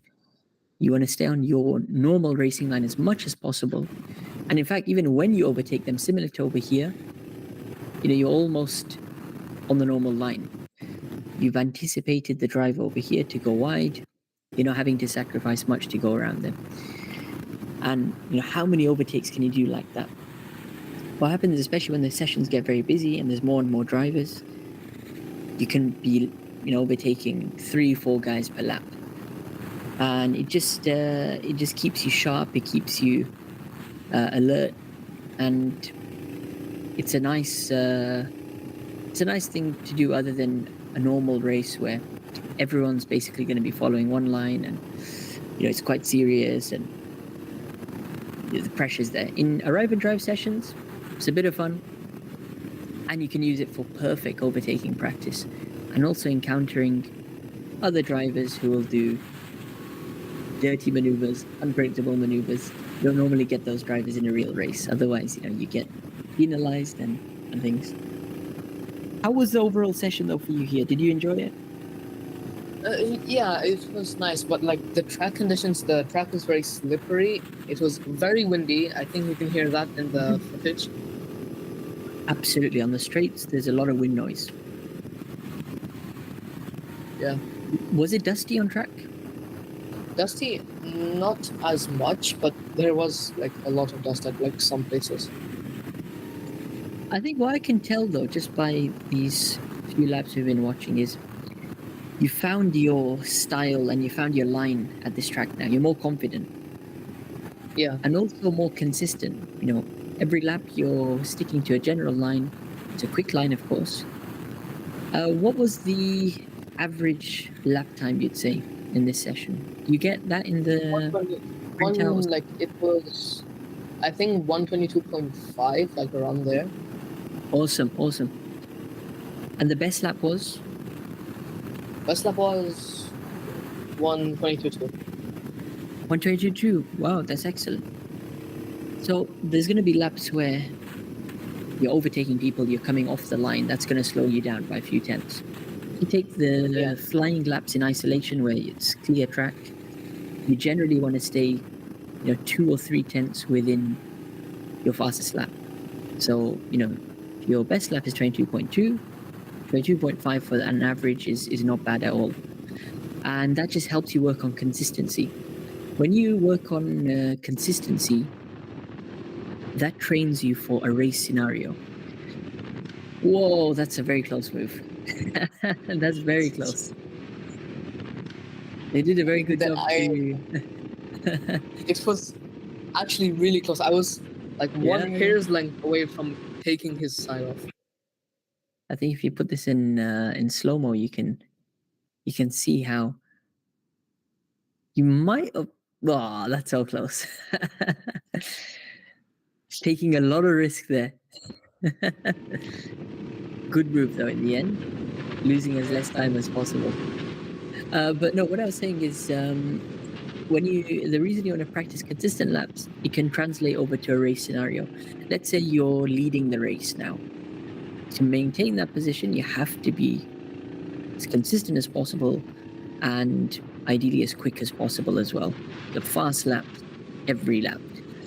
Then you can flip it and say, let's say I'm in second position and I'm chasing first. Well, same thing for that. You need to put pressure on the guy in front, close the gap down. You have to keep each lap as similar as possible. You have one good lap, and then the other laps maybe a few tenths off, and another good lap, and another one which is a few tenths off, and then a few tenths off again. You won't, close the gap. You won't maintain a gap like that. You'll lose time. So it helps you with racecraft, and good way to stay focused as well, even if it's an open track like this where there's not many karts. I think occasionally, especially on an outdoor track like this, if you look around you, you'll see different karts, whether it's on the left side whether it's on the right side. I mean, here there's no carts around, but let's say there was a cart on your right side who's just taken this right-hand turn coming up. So let's say this is lap 10. The driver was just on my peripheral vision on the right side. Then you fast forward to the next lap when you come around here, so a bit earlier. Come through this corner again. Let's say the driver is now at the apex of the corner. So that lap, I've gained on him. You did something good with your line. You're obviously going quick. Maybe the driver in front made a mistake.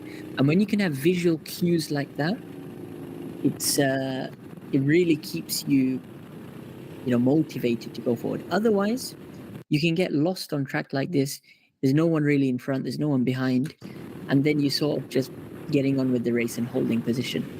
But try and look for small references like that can help you, keep pushing. More importantly, you should be 100% throughout the race. That way, there wasn't anything left in the tank. You couldn't have done anything more. The worst thing you want to do is do a race and then, well, maybe I could have pushed a bit more there, and maybe I could have done more there. I think overall, great session. When are you going to the track next? This Friday, hopefully. Okay, is that another practice session? Yeah. That's awesome. But last weekend when I or this weekend technically, when I recorded this, I only went for one day, since Friday I was too busy. Okay, gotcha. Well, I think you've got a good schedule going then. Is it every Friday you go, or you try to go? Every Friday and Saturday. Oh, and Saturday. Perfect. Twice a week. That's priceless experience. Every time you go, I mean, how many sessions do you book when you go? 3 or 4. 3 or 4, and that's 15-minute sessions, right? 15 each, yeah. Excellent. Basically, you're doing 2 or 3 endurance race stints per week. If you think about it, when you do an endurance race, you're going, you're doing maybe 1 hour straight. I just found this was really funny. Do they allow people to wear thobe and drive?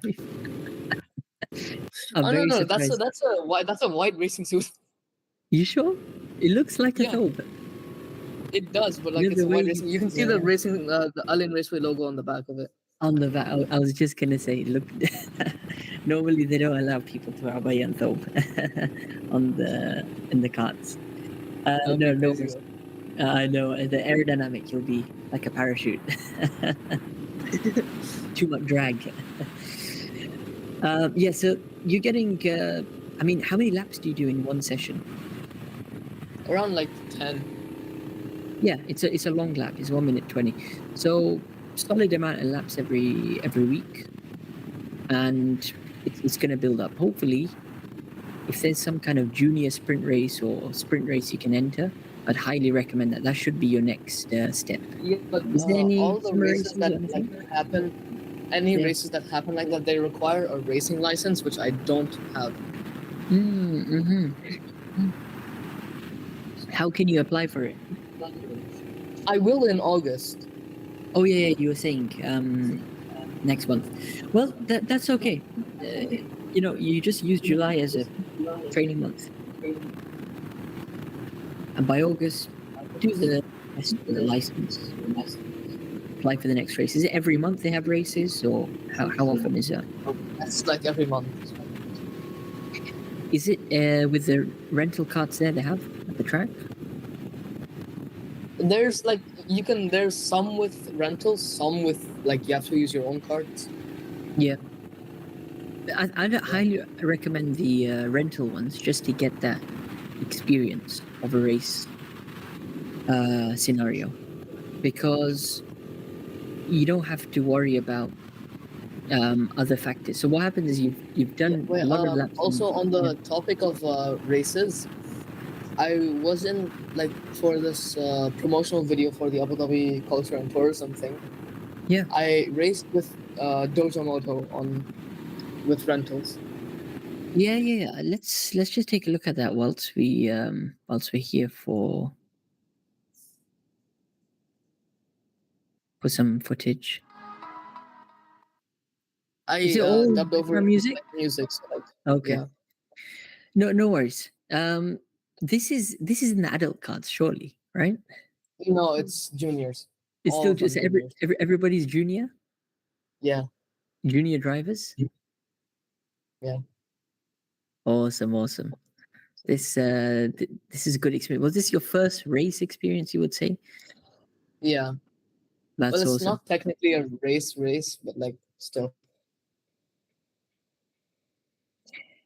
I mean, this is a really nice practice start. Oh yeah, and on this race they shortened the track by like removing half of it. Yeah, I was gonna say you started at a different. No, that's the same starting point, but like, see this corner, it's different. This one. Ah, yeah. You're right. Yep. And then it's back onto the normal main straight. Yeah. How did this race go? Which position did you get? Like fourth or something, based on it was like based on fastest. Oh, it's fastest lap. Okay. What was the time for this session? 15 minutes as well? Yeah, 15. Excellent. Well, this is the next step. At the end of the day, in karting, yeah, it's the races that really matter. That's where they give you the prizes. That's where the most competitive drivers are. So it's great to have a good foundation like you are with your regular training. You keep that up, and now supplement that soon with monthly races where they sit in rentals, and then eventually you can get into owner karts as well. Okay. Kailas, thank you so much for sharing the video. Do you have any other questions? Yeah, no problem. No, I'm good, thanks. Thank you so much for joining again. If you want to stick around on the live stream as well, you're more than welcome to. Yeah, no, I think I'll be heading out right now. So thanks for all the help. No worries at all. We'll meet again in the next session. Yeah. See you. Bye. Take care. Good night. All right. We are going to move on to Austin. Austin, can you hear us? Yep.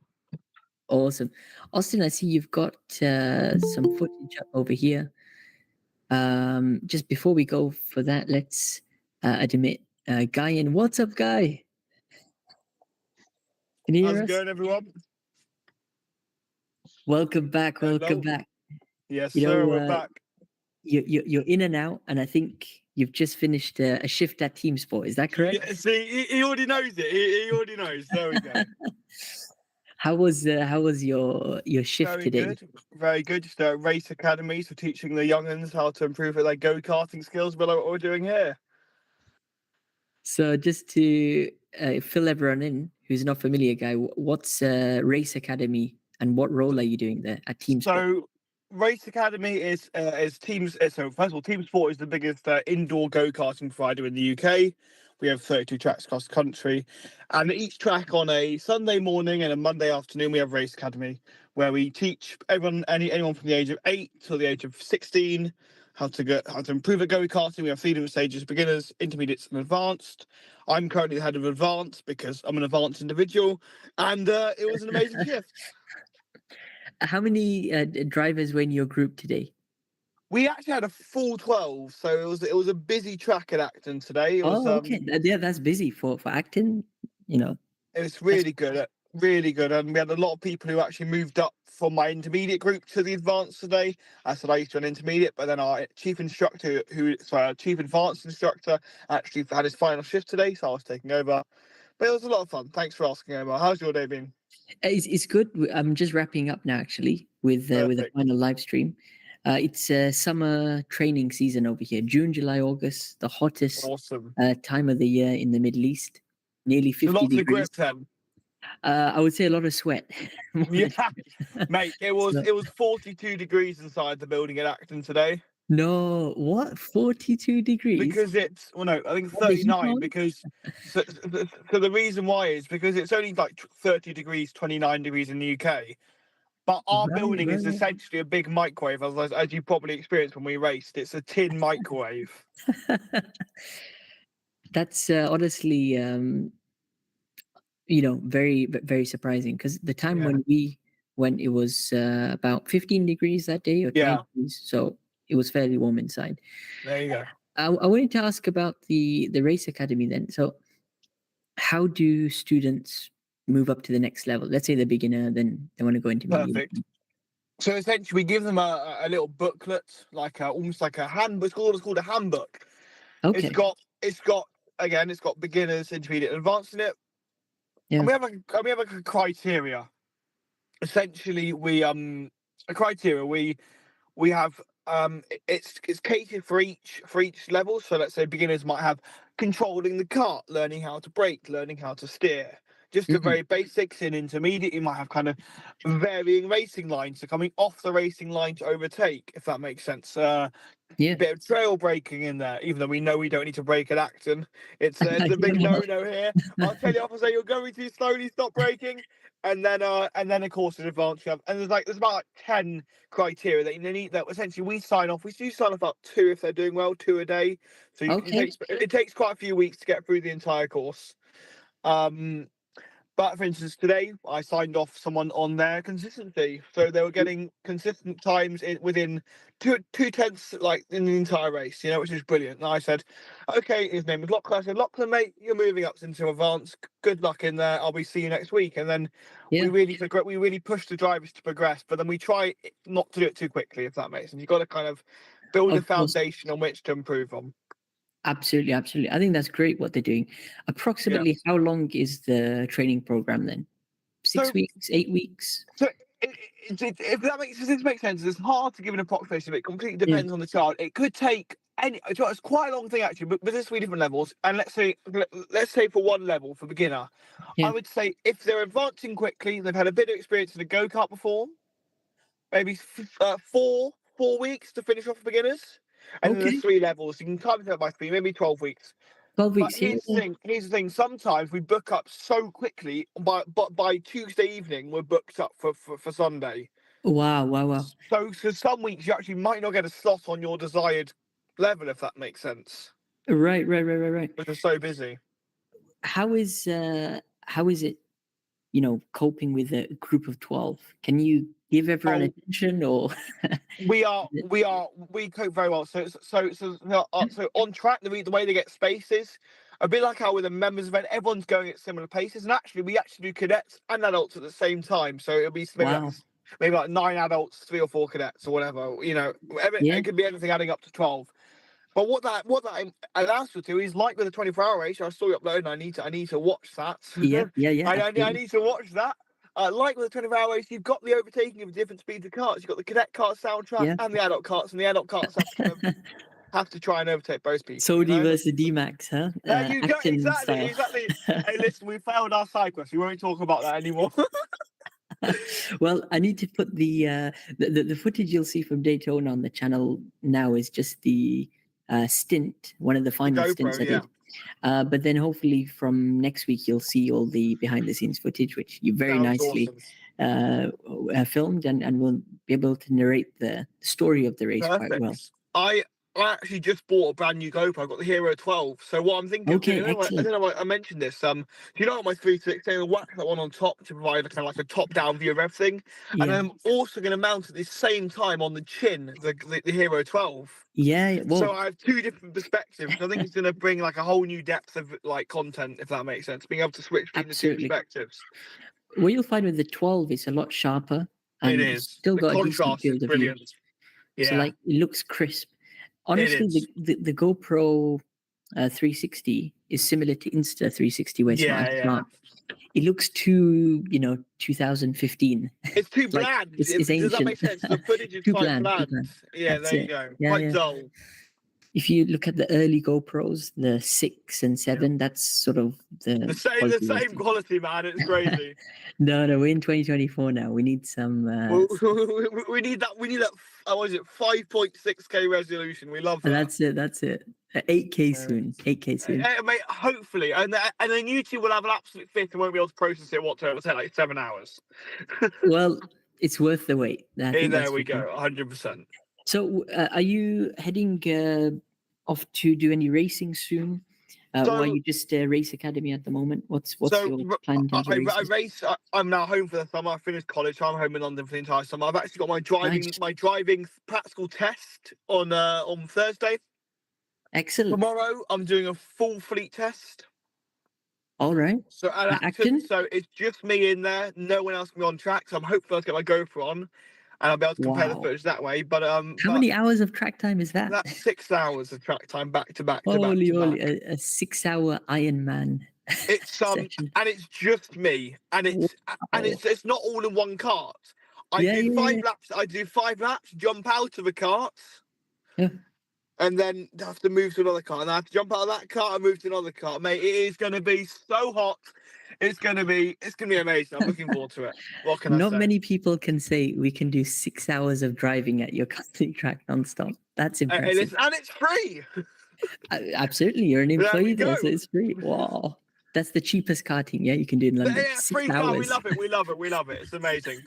Oh yeah, and also, but before I know you're probably eager to go. Before I let you go, I've got to say, I did my first 2 coaching sessions. Awesome. Online. How did it go? So now, admittedly, they were Race Academy people, so that I knew them, so I gave them a very good deal. And I used it just to test out the system I have. Essentially, they order, it sends them an email with the Google Meet link, and then they hop into Google Meet. So I only charged them £1 for it, just because they're mates. I've known them for a long time. Yep. And it was just to purely test out the payments, test out the email system, the automatic email that sends them with the Google Meet link, just to try and get it sorted. But what it did provide, a kind of good test run of the. I use Shopify. I don't know what system you use, but it was just getting it sorted. And I like the look of my website. I think it looks good. It has like an about me section. It's good. Yeah. The main thing with coaching is just trying to do as many sessions now as possible, and it's priceless what you're doing at Race Academy in person, and then translating that to online. See, with online, you need to have a good system of sharing documents or sharing footage, and then similar to what I'm using over here, I have like an on-screen pen which I can use to annotate, and then I was using that. Screen. I was actually using Google Meets. I was using Google Meets whiteboard feature, and we were doing the videos as well. But also we were getting some freeze frames of the corners. So he was so we would pause it and I'd show him, okay, this is where all the grip is on the track. This is where you need to go. Yeah. He actually, and I'll have it worked, my friends. He got his lap record today. I coached him on Friday. He came back and he did the race and he got his lap record. So there we go. See, and what you'll find in especially coaching in motorsports is that blend between being instructional, saying do this, brake here, turn here, and then also letting the other driver give you feedback. Very important to ask them questions and ask them, how did you feel when you did this? Have you tried braking later over there? Getting that feedback from them can then give you an understanding of how to propose some next steps for them. And then especially at the end of the session, always try to give a synopsis of what you discussed and some future goals. Well, this is what I did actually. I actually recommended to my second customer who it's still a friend but not quite as much of a friend, more of a kind of customer. I actually gave him three points to improve on. Yeah. And then I actually recommended 3 videos to improve on, and they were all your videos because you make some of the best educational videos. Thank you so much. And I was like, I said that here's the 3 things you know to work on: the racing line, working together, using a bump draft to improve on a slow car, and I wanted to have a system. When they book, they give them their phone number, and I text them, almost like a reminder, like this is your homework, this is what you need to work on. Yeah. And what that means is not only have I got their text, I've also got their email to got them on my email list. So it's all that kind of promoting and marketing stuff as well. Absolutely. You know what, Guy? Your next step is to do the level 2 UK motorsport coaching course. No, I need to do that. Soon I'll have a review on the channel about that. Hopefully, actually a chat with the instructors of the course, which is obviously what I did a couple months back now. But outstanding, especially for the kind of stuff you're doing now. It'll give you good knowledge. It'll reinforce some of the things you're doing already, and it's just now about experience. Just like you do loads of laps on track, you got to do loads of sessions now. You get experience for us to teach. Yeah. There you go. I agree. Exactly. Well, thank I really appreciate your help so much today. for joining in. It's always good to have you join, every now and then. And stay tuned for the behind the scenes coming out next week. Mate, I look forward to it, and I'm just fingers crossed my footage wasn't too shaky. I think you're excited. I had so much coffee that day. I was like, oh my god, I'm so shaky. This is horrible. No, it's all good. We have stabilization for a reason. There we go. We love a bit of stabilization. We love it. Awesome. Well, Omar, I'm in the car with my mum and dad, so I'll let you go. It's a pleasure speaking to you as always. To your parents, and hope Thank you very catch much. You up soon. Yeah, well, that's the hello. Bye-bye, mate. See you next time. Take care. Bye-bye. It's always nice to have Guy Williams on. Austin, are you still there? Yep. Yeah, I'm still here. We took a bit of a break there from the footage, and now we're going to go straight into yours. What we've got over here is a clip from, is this qualifying? This is qualifying, yeah. Comment you put on the thing. Excellent. We're back at the same track from last time, right? Yep. Or is this a different layout, maybe? This is the same track, same layout. Same track, same layout. Awesome. Talk me through this clip then. Is this the outlap or flying lap? This is my first of 2 flying laps. So okay. It's interesting the technique you guys are using for qualifying. You all bunched together actually. Yeah. Is that for drafting? This is drafting and bump drafting purposes. We only get 2 flying laps, so it's very important to get tires up to temperature. Wow. So it's a short qualifying. Yep. Who are the drivers in front? Are they on your pace or in your sort of category? They are, yes, but they're very, very talented. So top drivers. Yep. It's always a good reference to have, actually, especially when they're in front.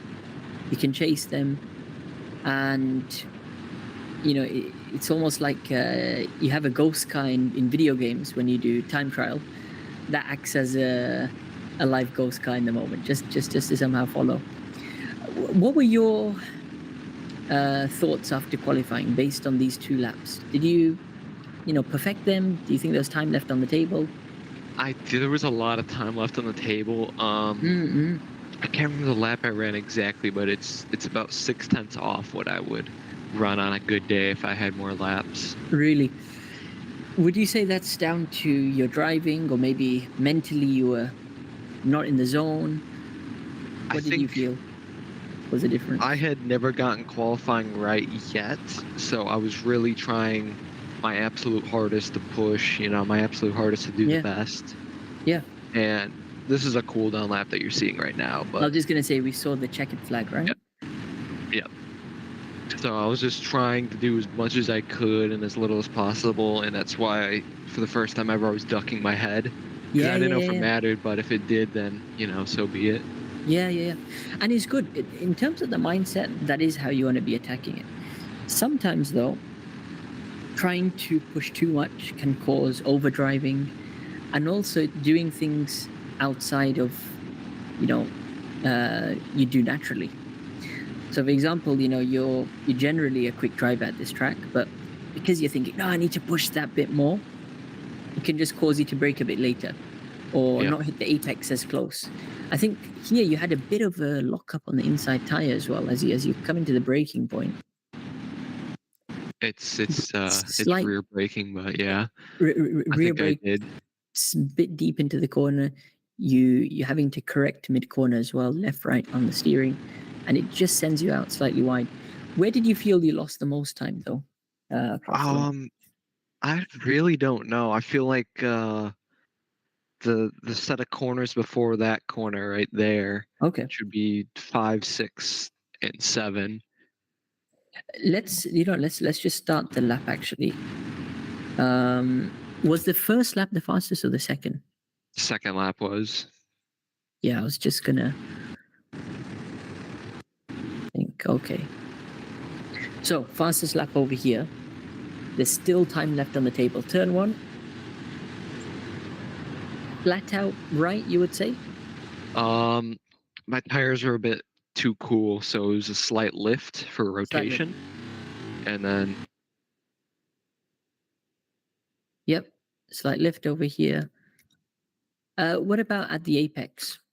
Do you have to get quite close on the right side or even ride the curb? I don't touch that curb. That curb will upset your cart. No need to touch it. Fine. Yep. Nice and wide on exit. The idea is to get as close to that barrier to keep it as straight as possible. Yep. I think good effort based on what we're seeing over here. Coming into second corner now, so it's another fast right, and you have a bit more runoff here as well. So flat, I assume? Yep. Excellent. Judging by the driver in front, 115, you in fact kept the distance, maybe even gained a little on corner exit. And this is where you're ducking, right? Getting the head down. Yeah. Preparing for a braking point. I think this was flat out, actually. I couldn't remember. Was this flat? Okay. The downhill right. Just watching your left foot, actually. I think there's a slight tap on the brakes, no? I'm not sure, because that brake pedal always moves around. Oh, it moves around. Okay, that's maybe what we're saying. That's quite impressive, though, to almost go flat here.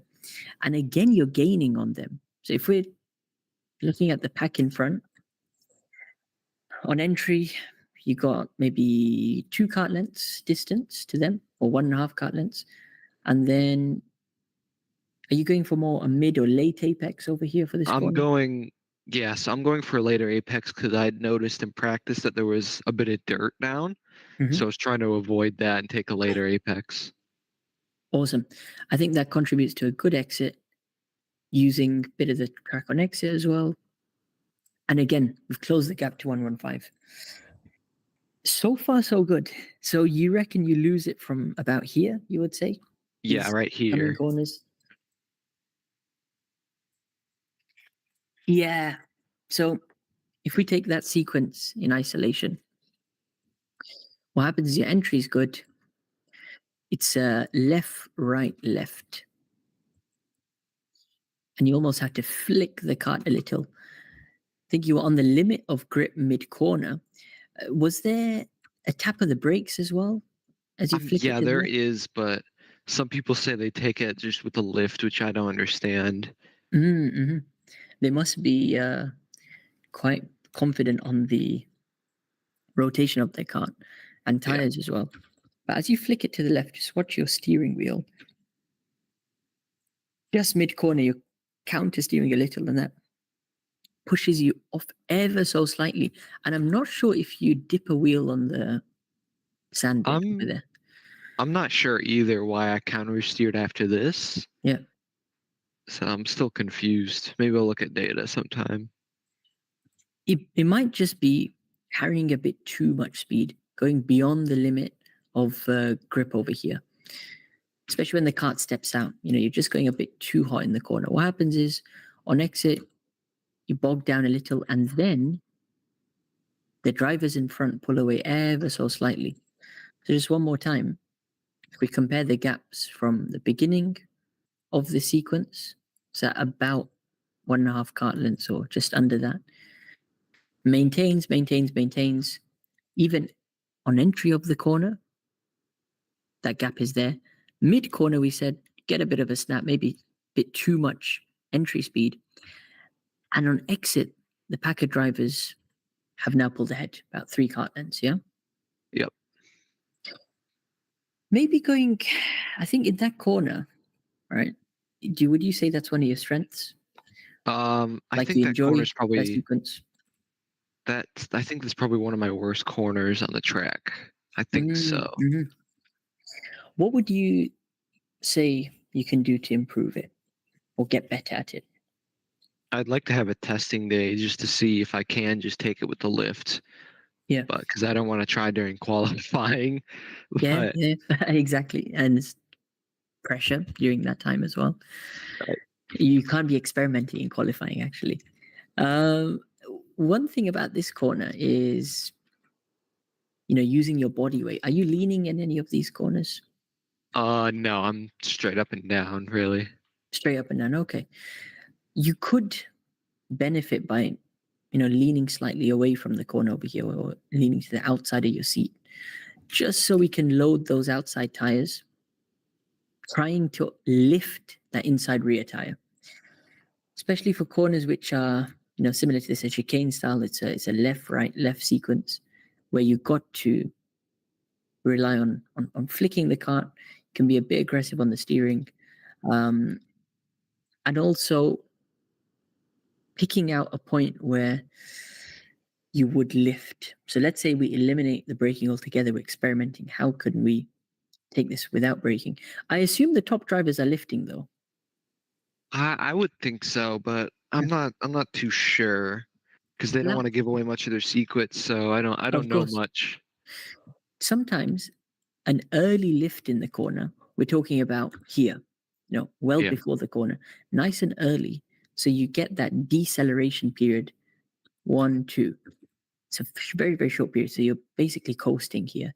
It's no gas, no brakes, and then you gradually lay the power back down. So get back on the power again.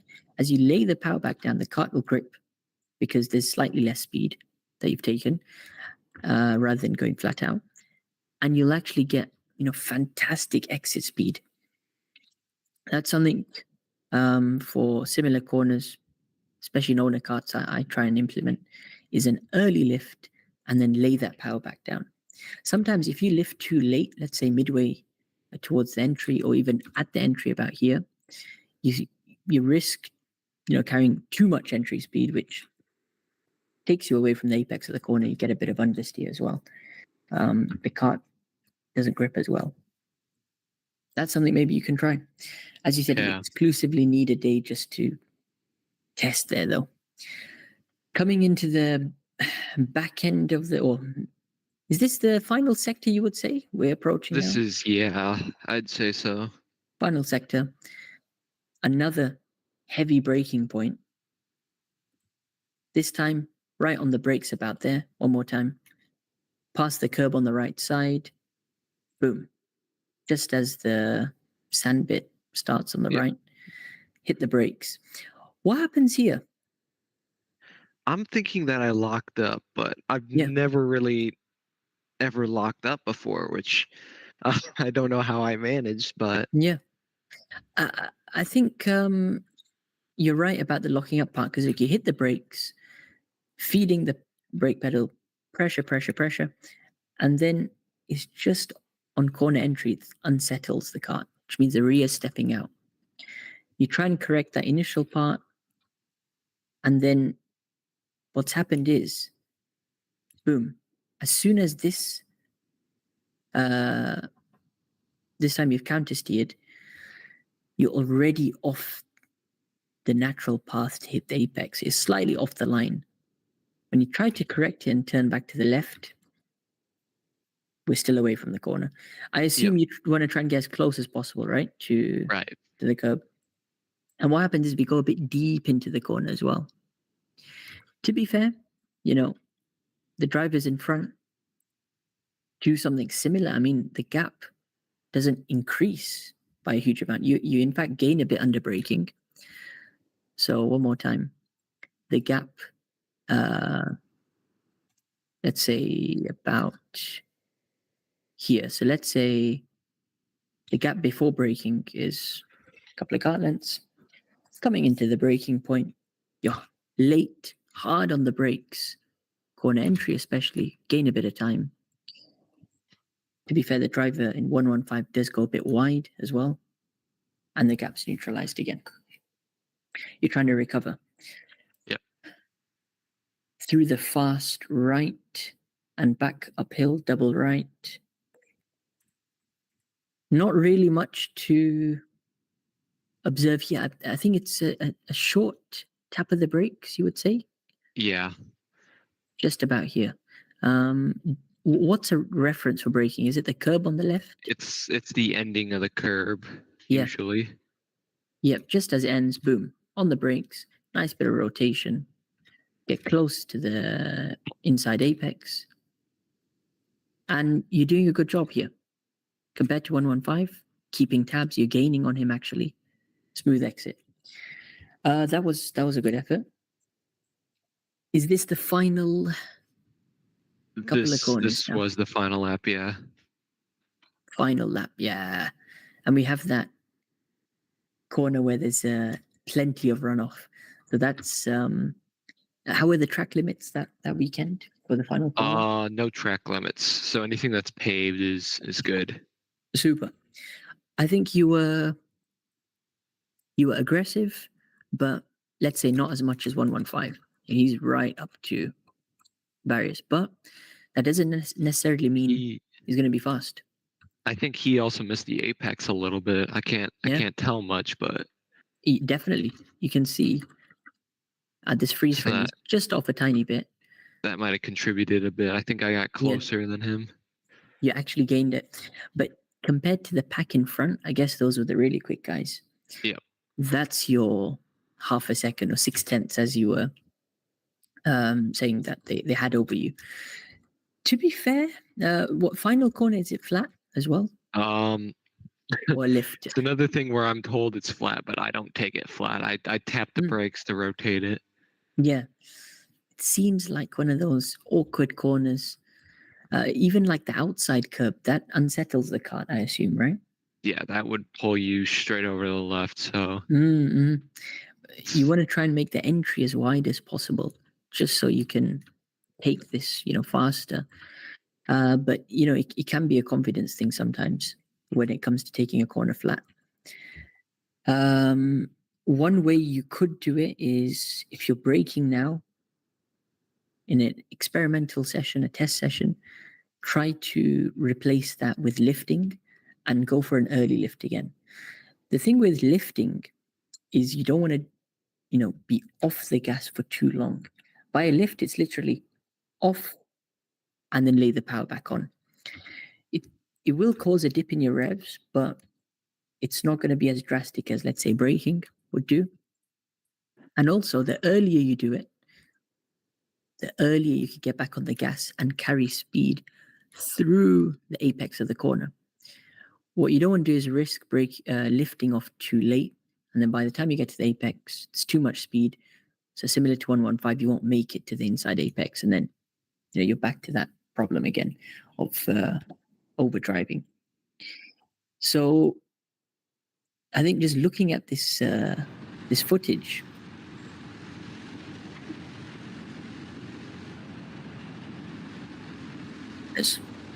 that we discussed, somehow the drivers were faster, are just gaining a couple of tenths. And I reckon, right, if it's 6/10, it could be they're gaining 2 or 3 tenths through this left chicane part. It looks like they maybe gained a 1/10 or 1/10.5 under braking over here. Maybe you went a bit too deep in the corner. So then, 2 tenths plus 1/10, we're about 3 tenths, 4 tenths down. And then the final corner, coming up to the final couple of turns. Maybe through the final corner, they gain a 1/10 or 2. That's overall how it contributes. Are you able to see sector times on the qualifying sheet of everyone? No, they do not. Okay. But you can see lap times. That's the only thing it shows. Yep. Yeah. So some championships, they actually show sector 1, sector 2, sector 3. And that's priceless because you can see, okay, I'm matching them in sector 1. Oh, but sector 2, I'm 3 tenths off. But the final sector, I'm about half a tenth off. So sector 2 you got to focus on. Is there any way of getting other people's data, or it's teams, I guess. So there's no chance. Everyone's pretty secretive about what they're doing and all. So I can assume it's a competitive competition. The best way is just to find out by making friends. Yeah. But you're telling me you got enemies on the track. I do. The person directly ahead of me. We had a run in last couple qualifying sessions because he passed me while we're qualifying, which is terrible for both of us. Right. Come on, it's quality. You shouldn't be battling. And then the person ahead of him, I also had issues with. Mm-hmm. So great. I think this is a solid bit of footage. Thanks a lot for sharing it again. When is your next race in this? Not till July 20th or so. So I got a while. Yeah. Oh, okay. You got a few weeks. In this time, can you test, or are you planning to go to the track again? So we had to do a little bit of repairs on the cart, and we're still repairing it. I put a hole in my floor pan, so we had to build a new one. Okay. Oh no. Just a bit of wear and tear. Those curbs. Yeah, I can imagine. How is the engine reliability though in this championship? Are you having to rebuild it every few rounds, or? Before we had to, it was kind of like it last half a season, and then we had to get a refresh, new gaskets or whatever. But we found a way to make it last all season. Awesome. Do you think the top guys are changing the engine out? Is that allowed to just put a new one? Yeah. You can't do it in a race weekend, but you can do it in between. Mm-hmm. So I feel some of them have the money to. I just don't think some of them do. So I don't know. In my experience, when I've done the Rotax Max Challenge, drivers will have 3 or 4 engines for the season. They might even have some spare chassis because they got the money to throw at it. Yep. And it's very difficult to compete with them when it's almost new spec equipment every few rounds. That definitely will be a factor to breaking into the top 5 or top 3. But I think you should just control what you can. As you said, try and make your car as reliable as possible. Try and stay out of trouble and drive the best you can. Because even if you have the newest car, the newest engine, if you're not at the top of your game, the guy who is absolutely relentless and, on form, they can give you a run for your money. So, I by looking at your driving, I think you're a very capable driver. And then it's just about racecraft sometimes, staying out of trouble, not getting involved in unnecessary battles. Sometimes you can't even help that. Like you just want to drive and then somebody decides to be aggressive against you. Yeah. And then it's like, oh, here we go. What, do we really got to start this now? That's why, maybe chatting to each other before the race and making some kind of strategy. That's something I do. Even if the guy's your rival, just say, look, let's battle at the end, but try and get away from the pack at the beginning. It's easier said than done. I'll tell you that. So you have a nice debrief before the race and then everything goes out the window on lap 1. I do have some video from another competitor. We're running an alternate layout this next race, and I haven't ran it in a while, and I'm probably not going to get a practice day. Okay. So I'll just drop that so you can look at it and see that it's a bit different than what I'm used to. Let's take a look at this one. This is a race session, so it's got the start, it's got everything. Awesome. Same engine they're running? Same engine, yep. I think I was actually in this video, I'm pretty sure. Okay, all right. Whoa, there's already a crash in the first corner. Yep. Oh, it gets worse. Yeah, this is the mid-pack, I guess. So people are very aggressive. So you'll see around this corner, the layout is a really, really different. So you take a left here. Oh my gosh. How many guys went off there? A lot. Looked That like one happened guy spun directly and in front then of me. boom. Yeah, people are off. Is this guy using the cam box? I think he is, yeah. It's quite clear, to be fair. Yeah. Would you say this driver's on your pace? Similar? He used to be before I did. He was pretty good, but then he got a new chassis and he hasn't been any good recently. Ah, okay.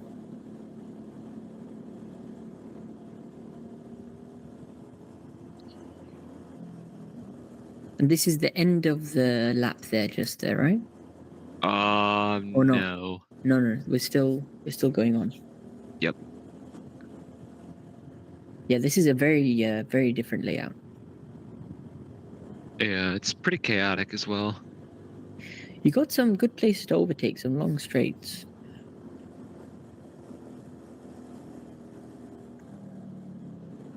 I think we've ended the lap already. Oh no, now it's end. Right around this corner. Okay. Here we go. And finish line now. That last corner is really, yeah, really sketchy. Track limits there. So first turn is a right. Then we go into the left. Yeah, on lap 1, this is of course going to be very, very hectic. What do you remember about this layout?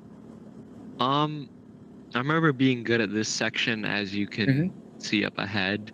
Where are you? Are you 45? I'm the orange suit, so I'm 54. Ah, okay, yeah. I didn't realize. So you're basically battling. Yeah. Nice. You made a pass there already, right? I was more defending. Oh, you're defending. Okay. He's very aggressive, so it's.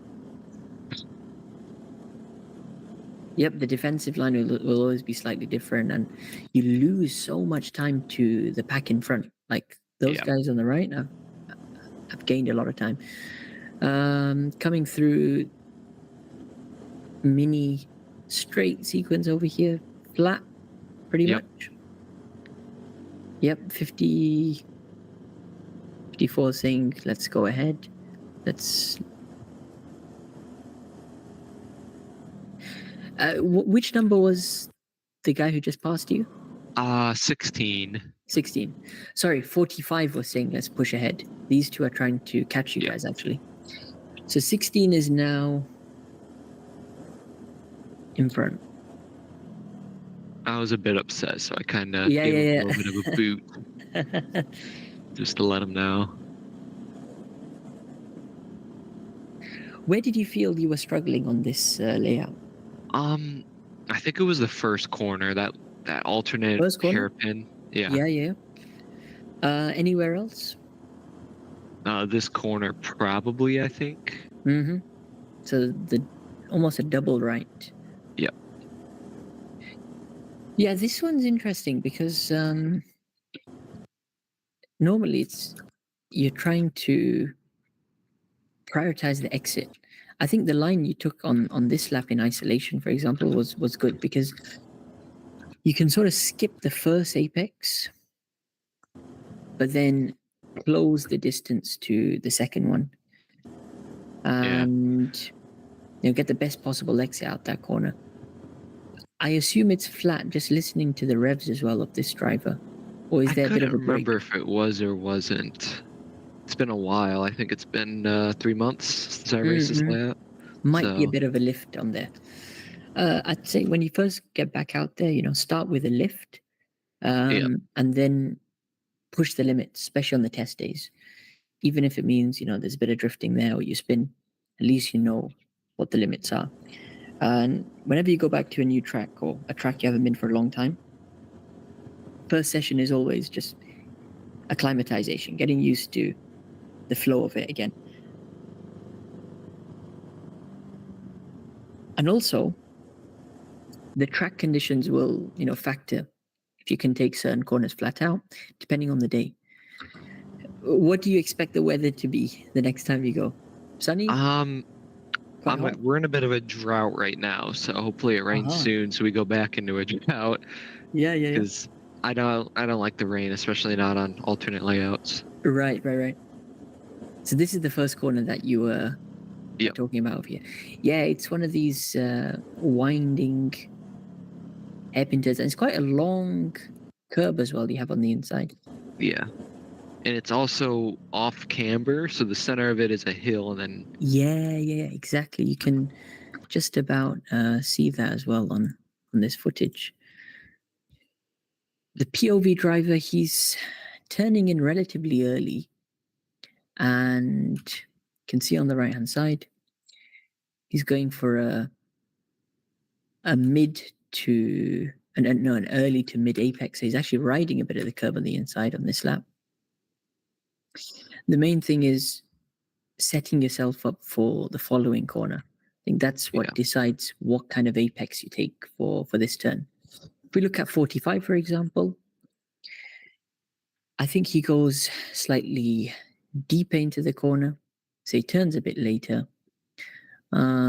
He skips the early part of the corner, and that camber you're talking about as well. You'll actually watch the inside rear tire lift. I just noticed that. So he's turning to the right, and you can see just about, it's just lifting. Yeah. There we go. It's midair. He's gone for a slightly later turn. That sort of push 45 off. He's not been able to get as close to the curb as possible.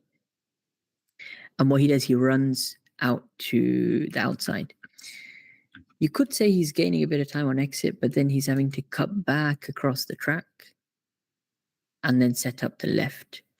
Do you have an overhead view of this track? We could... I do. Is it on maps? I can just search for it on Google Maps, right? Yeah. What's the name again? Trackhouse Motorplex. That's the one. Trackhouse Motorplex. Awesome.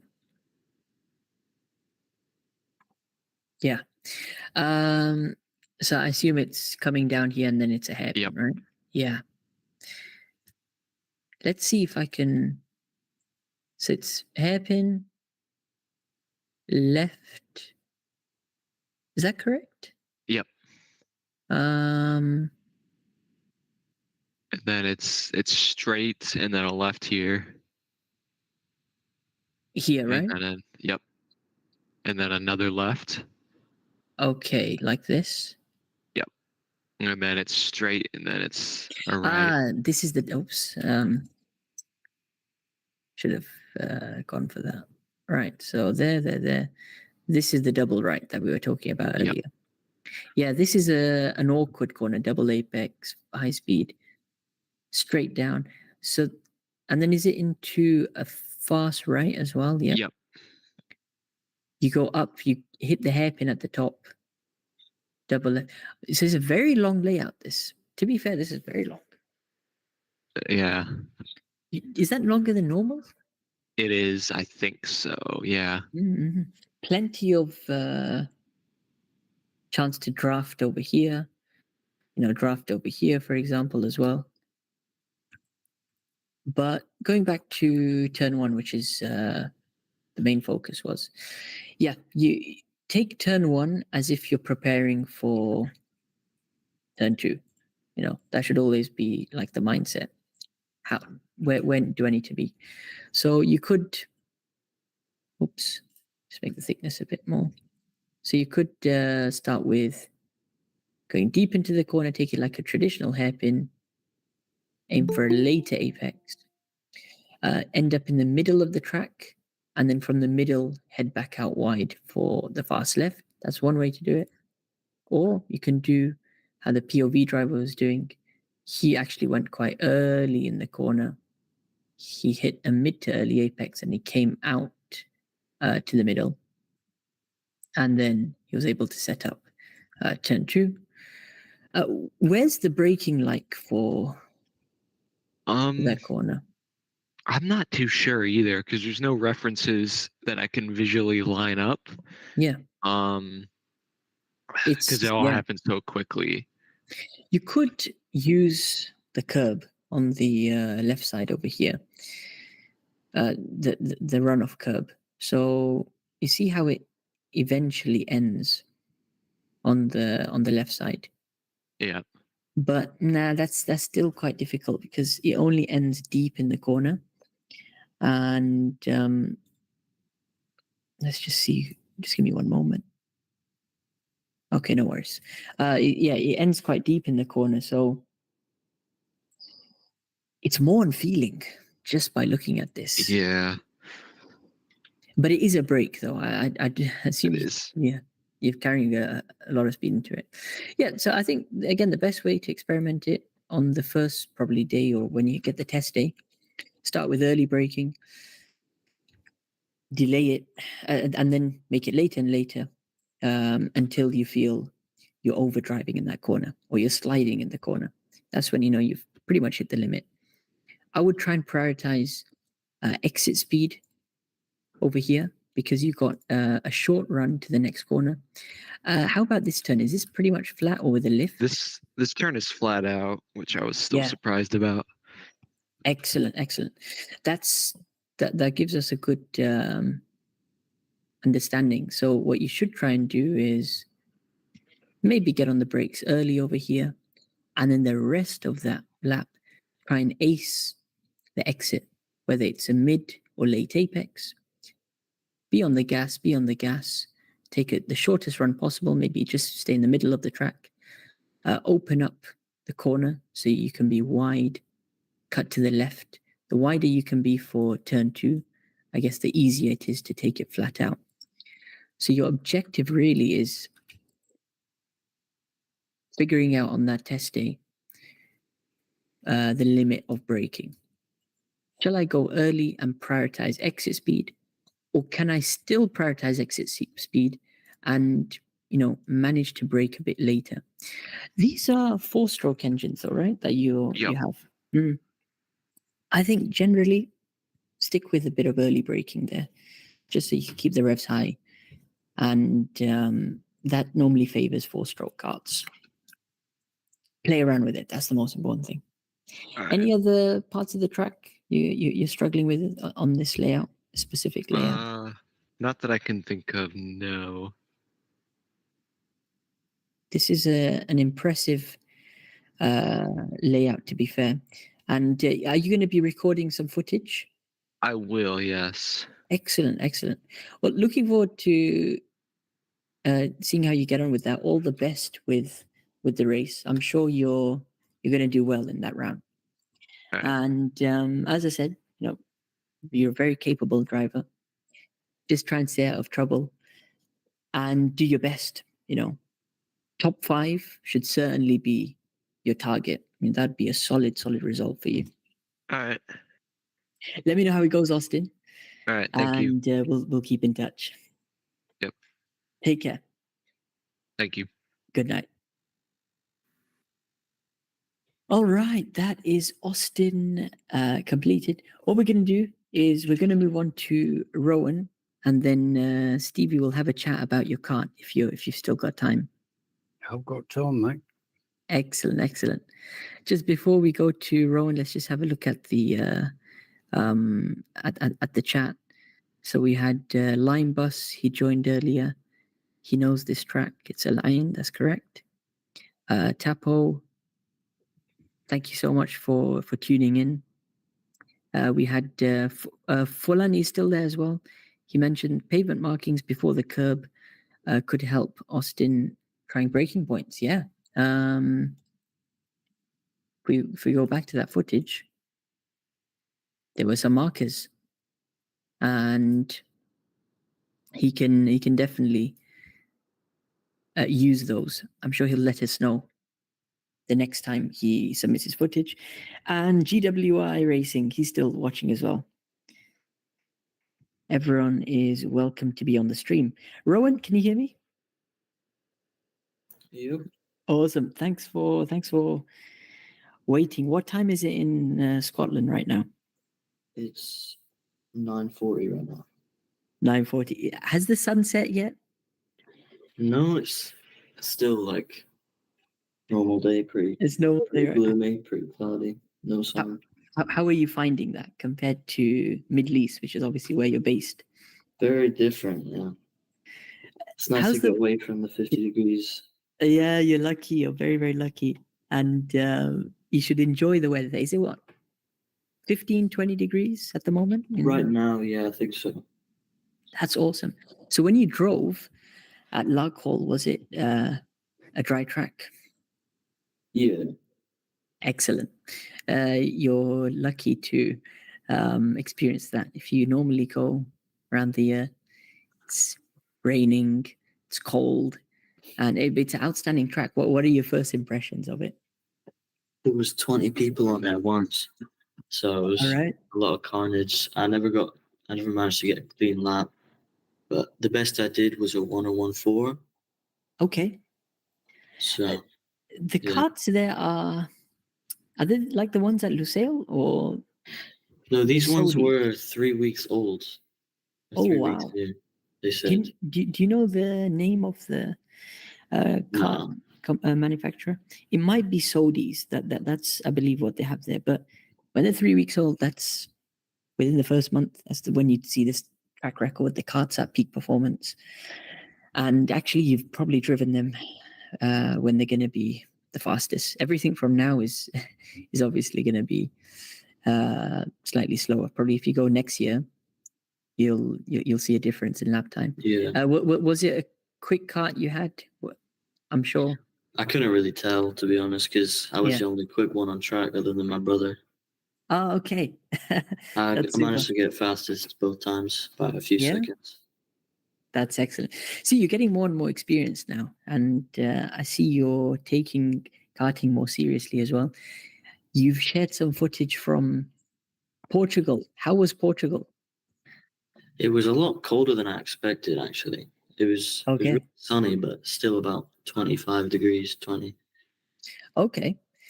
And as I just share the screen real quick, what was the track that you drove at? What's this track called? Portimao. They did F1 here a few years ago. Only for karting, but obviously where they did F1. Yeah. And first time in a Rotax. Yeah, this is my first lap. I had a bit of a moment a few seconds after this, because the tires were cold and I was accelerating on a left kink. Almost crashed. What was your initial thoughts compared to what you're used to in rentals? I was struggling to keep my head up at first. Yeah. Yeah. Your neck I managed to get it. Yeah. Felt like whiplash. That's it's very good you described that, because many drivers don't expect that to be one of the biggest differences, but I think it's the forces that you carry through the corners, and it's because you have instant acceleration pretty much and a lot more power, that all that will just go against your body. So physically, you really, it's the next step after rentals. Omar? Yes, Stevie. Do I have to change the helmet then? Because he's got a motorcycle helmet, and if he's having trouble with G-force, does that mean I've got to get a lighter helmet? Honestly, I would get a lighter helmet, because the heavier it is, the more strain that will then put on your neck. I've tried both, a motorcycle helmet and a really light karting helmet on a race car, and the lighter helmet was so much easier for me to drive with. It felt like the motorcycle helmet was additional weight, so it was more straining on the neck. Okay. You can look into Bell do some really lightweight helmets. The KC7 range, that's as light as you can get. Arai as well, they're relatively light. Yeah. Okay. I'll bear some more then. So Rowan, what was the first impressions like? Sorry? What were your first impressions of driving this car? Well, I was a bit scared at first, to be honest. Do these have front brakes? They do. I'm trying to figure out. Do you have like a picture of the car, off-board picture? Trying to figure out. Let me have a look. Hold on. Yeah, if you could share it, I'm just trying to figure out exactly what chassis this is, and you've definitely got a. I'm sure this is, if it's Rotax, then it can only be senior. That's the fastest. Otherwise, no, I don't think it's a Miami KZ. I mean, maybe. I got to see the picture that he sent. I've not got a picture of the engine, but I've got like. You got a picture of the car? Know. It's not close up.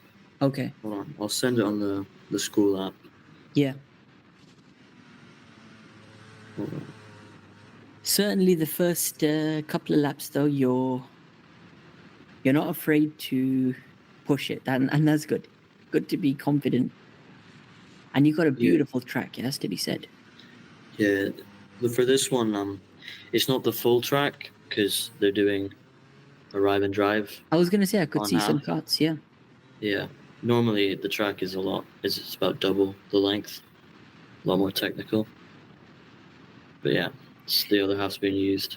I think this is a nice track to get used to as well for your first time in Rotax. If you do something a lot more technical, and it's just less to worry about, basically, less to think about. Here, about 1, 2, 3,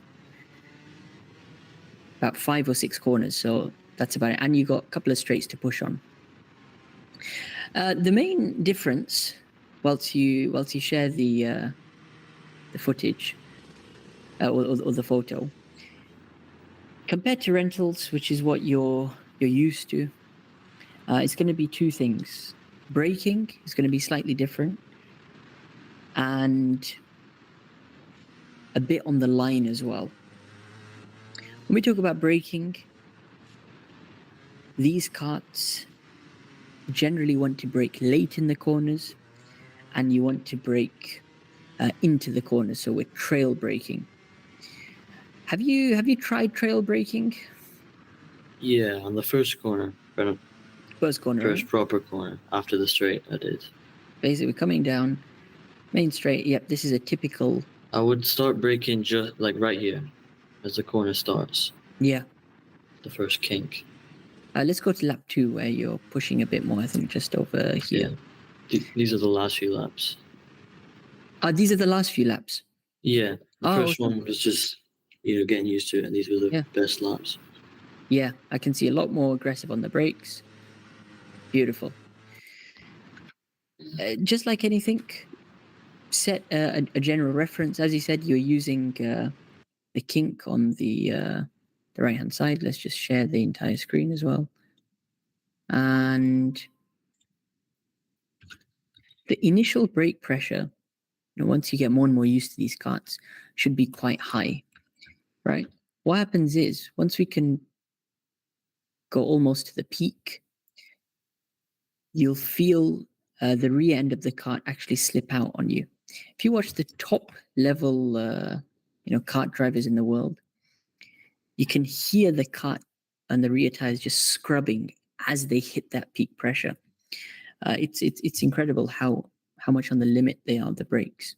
So what that does is, if this was a graph, you ramp up that peak brake pressure, and as opposed to a rental kart where you just come off straight away and then get back on the gas, we're actually trailing off or bleeding off the brakes. And that bleeding off point happens until we reach the apex. So that's the apex of the turn. If I show you based on your footage over here, I think you're hitting it just about, let's say, 0.5. So let's say you hit the brakes about here where the kink is. So at this point, you should be loading up the brakes to about peak pressure. Peak pressure can be achieved within a second or so. Again, the time you want to start bleeding off is when you feel the rear end of the kart step out. So hard enough on the brakes, rear end steps out, then start bleeding off. Start releasing your foot off the brakes. And it's only until you get to about here, the apex of the turn, that's when we're off the brakes fully and we can start feeding the power. Similar with the power, or with the throttle application, rather than being instant, try and be smooth with that. If you are too quick with it, it can flood the engine with revs. You won't get near enough as good acceleration. And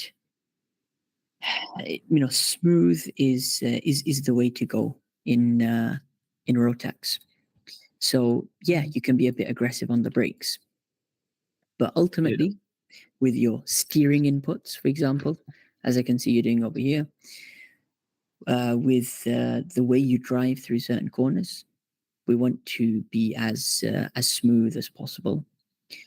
The moment we start sliding, counter steering excessively, that's when you're losing valuable time. You also need to have a firm grip on the steering wheel in these karts. The kart is very powerful. You'll want to go to the left and right. The firmer your grip is, more control you have over it. And actually, we want to use a technique called neutral steer or zero steering, where your steering wheel stays dead straight, as it is now, in the middle. And when we turn in the corners, let's say we're taking turn one, the fast right-hand turn. So we're turning to the right, we're holding our steering wheel firm. Our left hand is pushing against the steering wheel, and our right hand is pulling against the steering wheel. In effect, for a right-hand corner, your left hand, which will be over here, is the outside hand, and the right hand is the inside.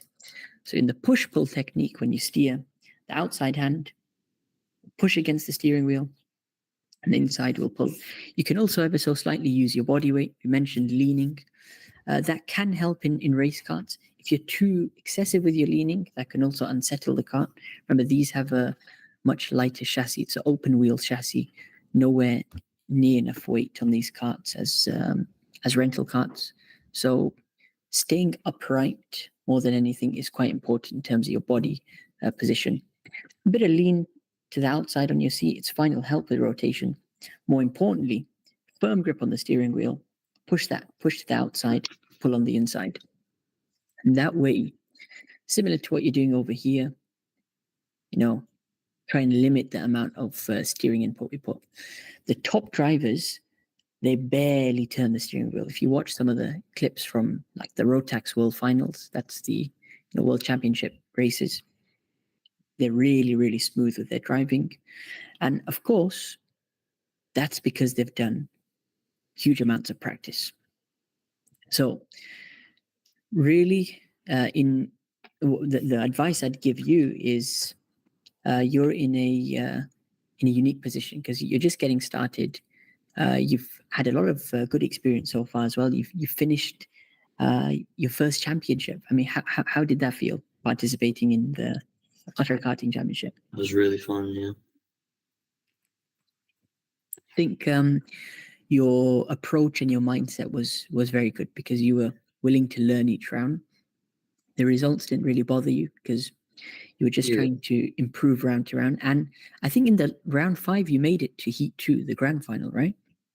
No, I didn't. I think you just missed it by a few hundredths then. Yeah, I think I qualified 9th or 10th. Yeah, and you were just on the cutoff. But in terms of the heat that you made it in, you got top 3 a couple of times, right? Or top 5 a couple of times. Yeah. What was your best position in those heats? 4th, I think.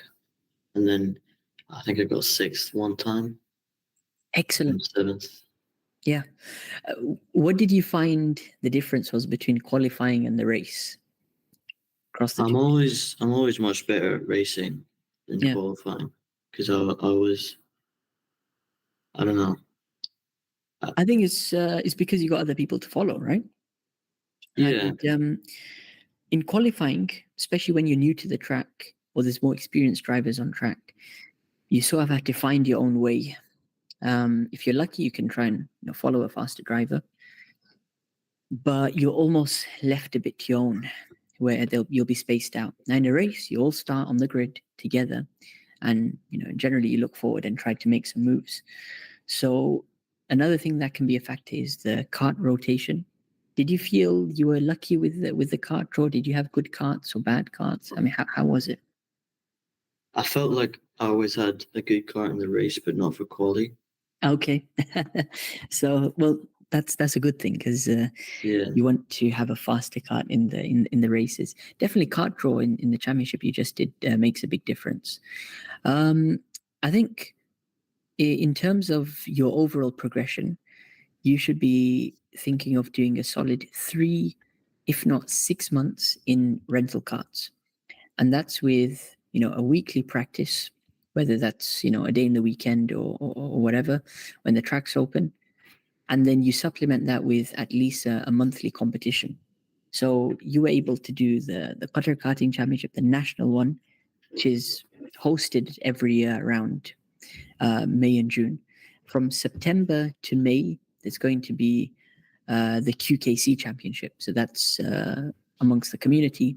Every month we'll have a round which you can join, and I highly recommend you join those races, because very similar.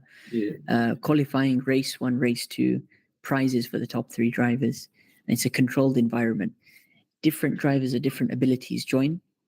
Similar to the Qatar Karting Championship, there's different heats based on your qualifying result, and you're always going to be fighting for some kind of prizes, whichever heat you're in.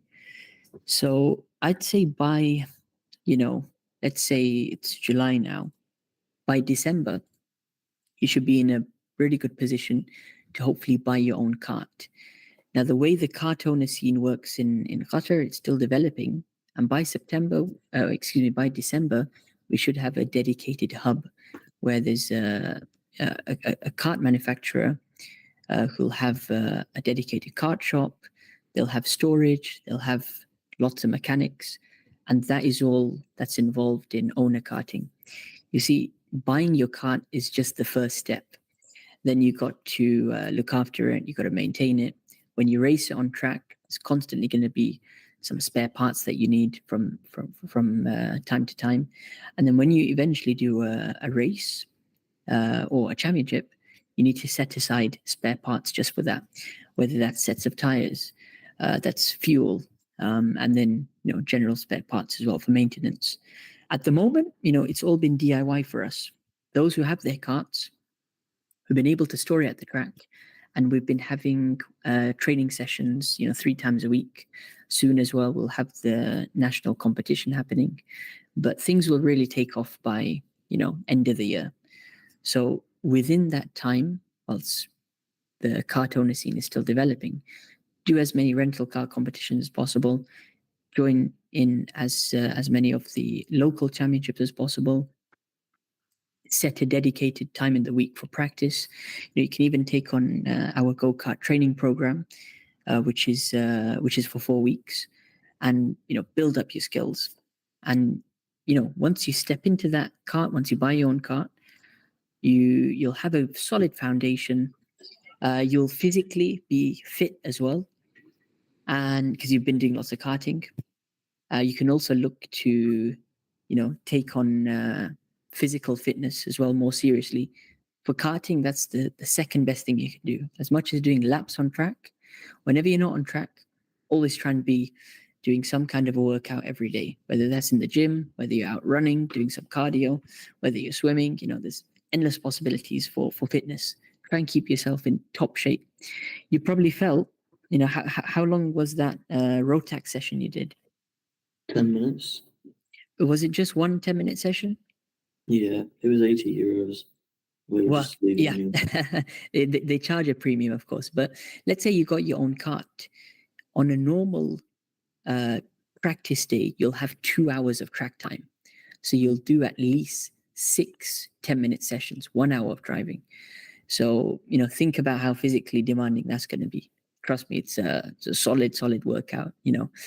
So try and get yourself fit. Now with fitness, it's in 3 to 6 month intervals. You can, once you have a solid 3 months, you'll see changes in your body if you stick to a proper routine, and then you look ahead to the next 3 months. So again, by the end of the year, you'll be physically fit. You'll be in a good training routine for karting as well, and I think you can look ahead to doing well in this sport, especially because it's very new in Qatar. Mm-hmm.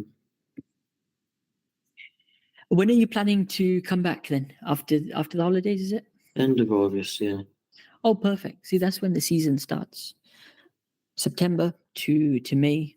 So when you're on holiday now, enjoy it. Try and do as much driving as possible. You got some good tracks there. Are you just going to be based in Scotland for now, or are you going to be traveling further? As far as I know, we're staying here for a bit. Excellent. So you could become a regular at Lark Hall, and maybe even check out some of their owner kart races they have. I know the community there is very big for owner karts. Yeah. It's always good just to be involved in karting, whether you're just going to the track to watch some races, when you go to the track, meeting other people as well. It's priceless. Was there anything else you wanted to cover today, or ask any questions about the academy you got in Lusail? How does that work? They run from September to May, and it's quite competitive. So they set a trial for every driver to do before they can consider you admission. The trials will start from September, so you've got to send them an email. I'll share the details with you. Training at the academy is up to 3 times a week, and I guess you would be eligible for the junior group. So in the trial, they'll test you on not only best lap time, but things like racecraft, overtaking, defending. Now that you've done the championship as well, I'm sure they'll get to know you, and they can arrange a trial date for you. But it's very competitive. There's more than 100 people just on their waiting list. So in the meantime, prepare for the trial. Get yourself in the best possible way for this day. They'll contact you a week before and say, look, come on this day and time, and we'll assess your level. So as I said, if you have a weekly training schedule for driving, that will help. You can join our training program as well. We help drivers specifically prepare for the trial, and all of them have gone on to join the academy as well. So I'll send the details. Send them an email now so they know you're in the loop, and then send them another email closer to September as well if they don't get back to you. Yeah. Hope to have you in the academy soon as well. Yeah.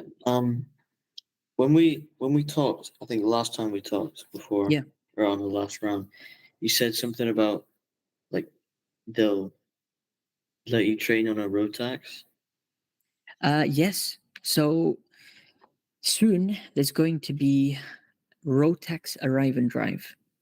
Do you mean for you to drive in a road tax, or kart owners in general? In the academy, you said. Yeah, so in the academy, those sessions are actually, they're called kart owner sessions. So it'll be a separate time in the week. Again, it's up to 3 days in a week. 2 hours of track time each day. If you have your own kart, you can drive that. The academy won't provide you with the kart. Yeah. You're expected to have your own, and then join the kart owner days like that. Also on one of the rounds, they said for the next championship they would have new karts. Do you know anything about that? Yeah, they're due an upgrade. Remember, these current karts have done a lot of mileage, and we're lucky that they're in the condition they are. But there will hopefully be, fingers crossed, a fleet of Saudi karts. The main thing is this fleet of karts will only be for the championship, so the performance will be very equal. And if they're Saudi karts, we can finally have the Saudi World Series Championship in Qatar. That's a sprint and endurance competition, which takes place every month. And, the top, I believe, 3 or 5 drivers from each country at the end of each year will then go to the Saudi World Finals. So it's the biggest amateur rental car championship in the world. You can search for it online, but only if you have Saudi karts can you then apply to have a national Saudi championship in your country. Yeah. That's all my questions, Aaron. It's a pleasure, Owen. Enjoy the rest of your holiday and keep up the karting. If you have any more footage as well, be sure to share it along. Yeah. And we'd love to review it as well. Thanks. Send my regards to your father. All right. See you. Take care. All right, Stevie. It's just you and me then, mate. Yeah. It's all good. How's your kart been? Because we last chatted when you coming on nicely. Thank you very much. Amazing. I've changed the bearings throughout. Okay. That took some time for me to learn how to do that and do bits and bobs. Yeah. I've had back axle in 3 or 4 times before I realised it was wrong. It's a learning process. How did you find out? By watching YouTube. Yeah. There's a very good channel. Let me try and bring it up. I think it's Power Republic. I think it's an Australian one. Australian guy. Really solid videos the guy put out years ago, actually. Yeah. And it's all how to, generally about Rotax karts as well. I think that was the one where I realised I'd put it in backwards. Okay. YouTube, what would we do without you these days? Hey. Well, last weekend I went to Fullbeck. All right. Yeah. How was that? Just down the road was Pearpie. Yes. So literally down the road. Yeah, I've learned where they are.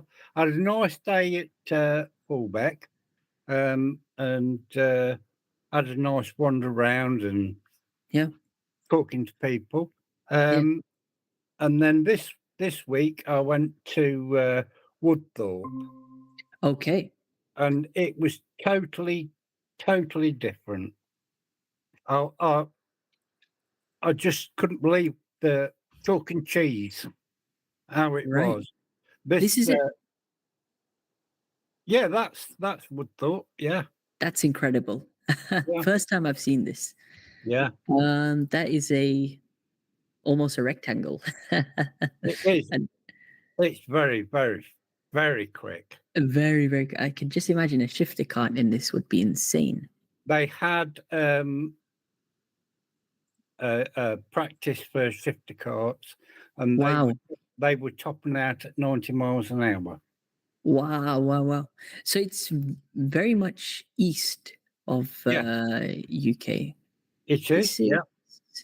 It's an hour away from me, but it's well worth the drive. Right. Well worth the drive. It's a kart club, so I guess once yours is up and running, you can... I can go there, yeah. I've already had a discussion with them, and they said join online. Oh, excellent. That's what you want to, start scoping out now. Eventually, once your kart's ready, which tracks can you go for? PFI is honestly a blast, one of the best ones in the country. Well, I went to PFI, but they were closed with the full intention of looking at the track and sort of drinking it all in. Meaning that they don't have any public days for joining? I don't know. I just turned up at the track. Yeah. The gates were closed and everything was shut. Hello, Jeremy. Good evening. Hello. How have you been, Jeremy? Yeah, I've been good. Awesome. We're just having a quick chat with Stevie. Is there anything particularly you wanted to cover today? No, I was just tuning in, seeing what's going on. Yeah, you're welcome.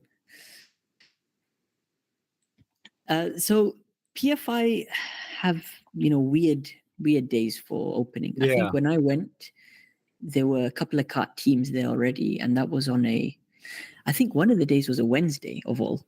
But I did it through Pro Kart, so that was one of these arrive and drive teams. Yeah. Who will rent it out for a few hours, and I did have to sign some kind of a owner cart waiver, and I believe there was a track fee you had to pay for that day.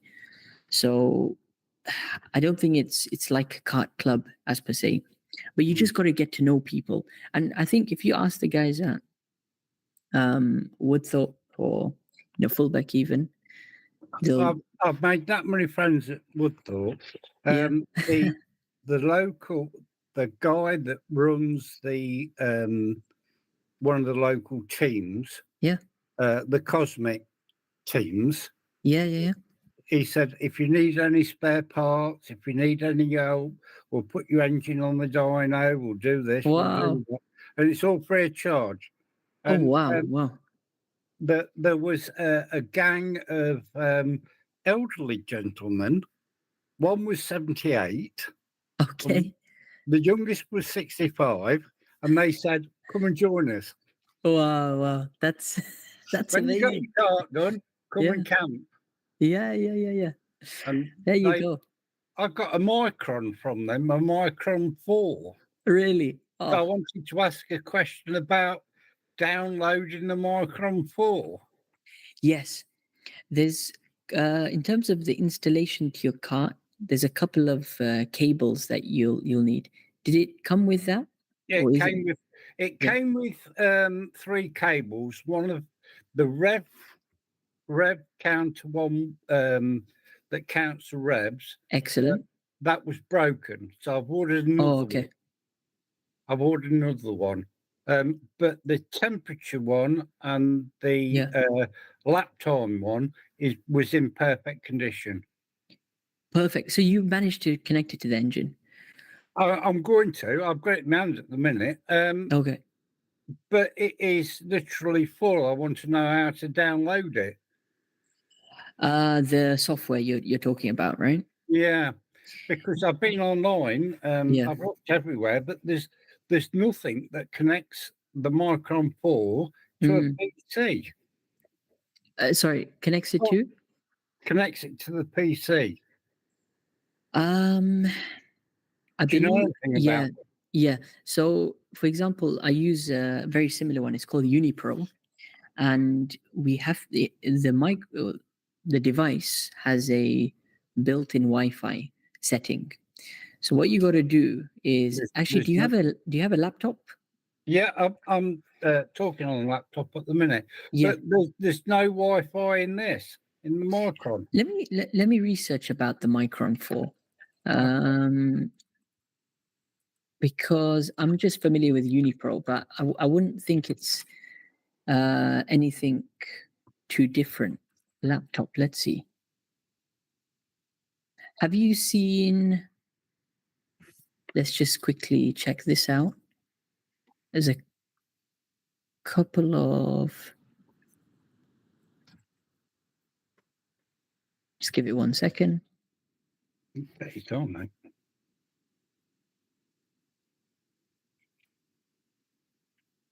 I'll just share a link to this video. This guy's giving an installation and configuration. Maybe if you've already seen this one. But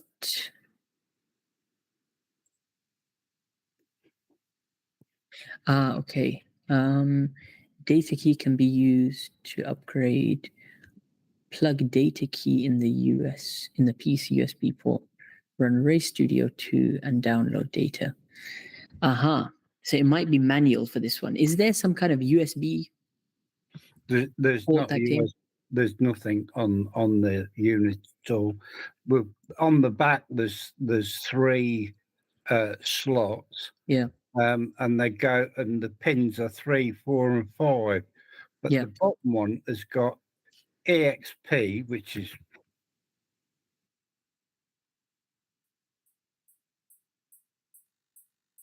Sorry, I think you're muted, Stevie. sorry. No worries. The on the back, there's 3 separate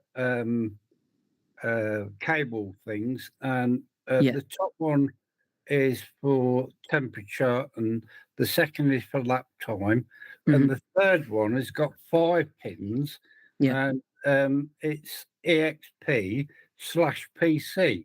So I thought there was something that connected the unit to the PC, but it doesn't matter where I've been online, I can't find them. Micron 4, right? Yeah, it's Micron 4. Let me look into that for you. I've actually got a friend of mine who's got a Micron 4.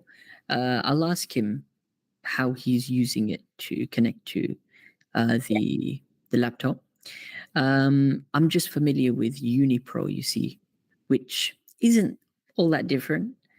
But if you don't have the Wi-Fi on Micron 4, then yeah, it must be some kind of there's no direct cable. Yeah. I'll get back to you on that. How's the engine going then? You managed to pick up a decent engine? I'm getting a senior Rotax engine. Wow, that's amazing. Yeah, it's one of the old ones, but for the price, you can't knock it really. Is it an Evo? It's a pre-Evo. Pre-Evo. And all the Evo parts fit inside it. Super. So I can turn it into an Evo quite easily. It's the cost at the minute. Of course. Just everything's got to. If I have to rebuild it, then we'll start looking at the Evo bits. Absolutely. How many hours does this have? Is it a used engine? Yes, it's a second-hand engine. It's a good practice engine. It's stated as a good practice engine, but hours unknown. Okay. I'd recommend getting one of those hour trackers. Or it's on the way. You recommended it last time. Yeah. Just stick that on. So at least from the start time, Yeah. Because what you can do is, if it runs into, God forbid, big problems, and you have to end up rebuilding it, just check how many hours it ran, and then just deduct that from, let's say, 40 or 50 hours, because normally that's how much a Rotax can run. So you know that it was either a very, very used one or a relatively new one. Well, I think throughout the rest of the season, I'll probably run it about 10 hours and then rebuild it anyway. I'd say set a schedule for your training. Do you have something in mind where you'd go every week or a couple of times a week? What's your plan? I'll go to Brighton once a week. Yeah. But that's electric carts. No, in terms of using this cart, what would be your plan? Once the cart's up and running, it'll be going to Woodthorpe once a fortnight. Once a fortnight, perfect. Yeah. How many hours are they giving you there in terms of track time? 2 hours. Yeah, that's not bad. Practice. I'm not racing, as you know. It's just practice. Just for fun. It's just practice. It'll be 2 hours on a Saturday. Super. And then they race once a fortnight over the weekend. Now practice on the Saturday, and on the Sunday the race. Excellent. The 2-hour practice session should be split up into 15-minute intervals. I don't know if they share it with the junior or the mini and micros. They share it with the Bambinos, cadets, the shifter carts, which I'm absolutely in awe of. Yes. How was it watching them for? Yeah, I think they've got some kind of death wish. Yeah. Honestly, it's incredible. Yeah.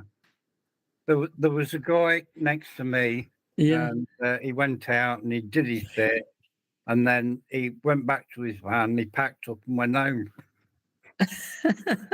So he does it for the blast. Yes, it's one of the best adrenaline hits you can get out there, especially on something like Woodthorpe. Yeah, mega track. They can hit 90 just by looking at it. Yeah. And the Bambinos, they go down that long straight, and you can put your clock on them. About 5 minutes from one end to the other. Right. How long do you reckon it'll take to get on track with this car? I don't know yet. Work in progress. It's a work in progress. Yeah. I think. I think about a month, to be quite honest. Yeah. No, you want to catch the good weather when you can. Yeah.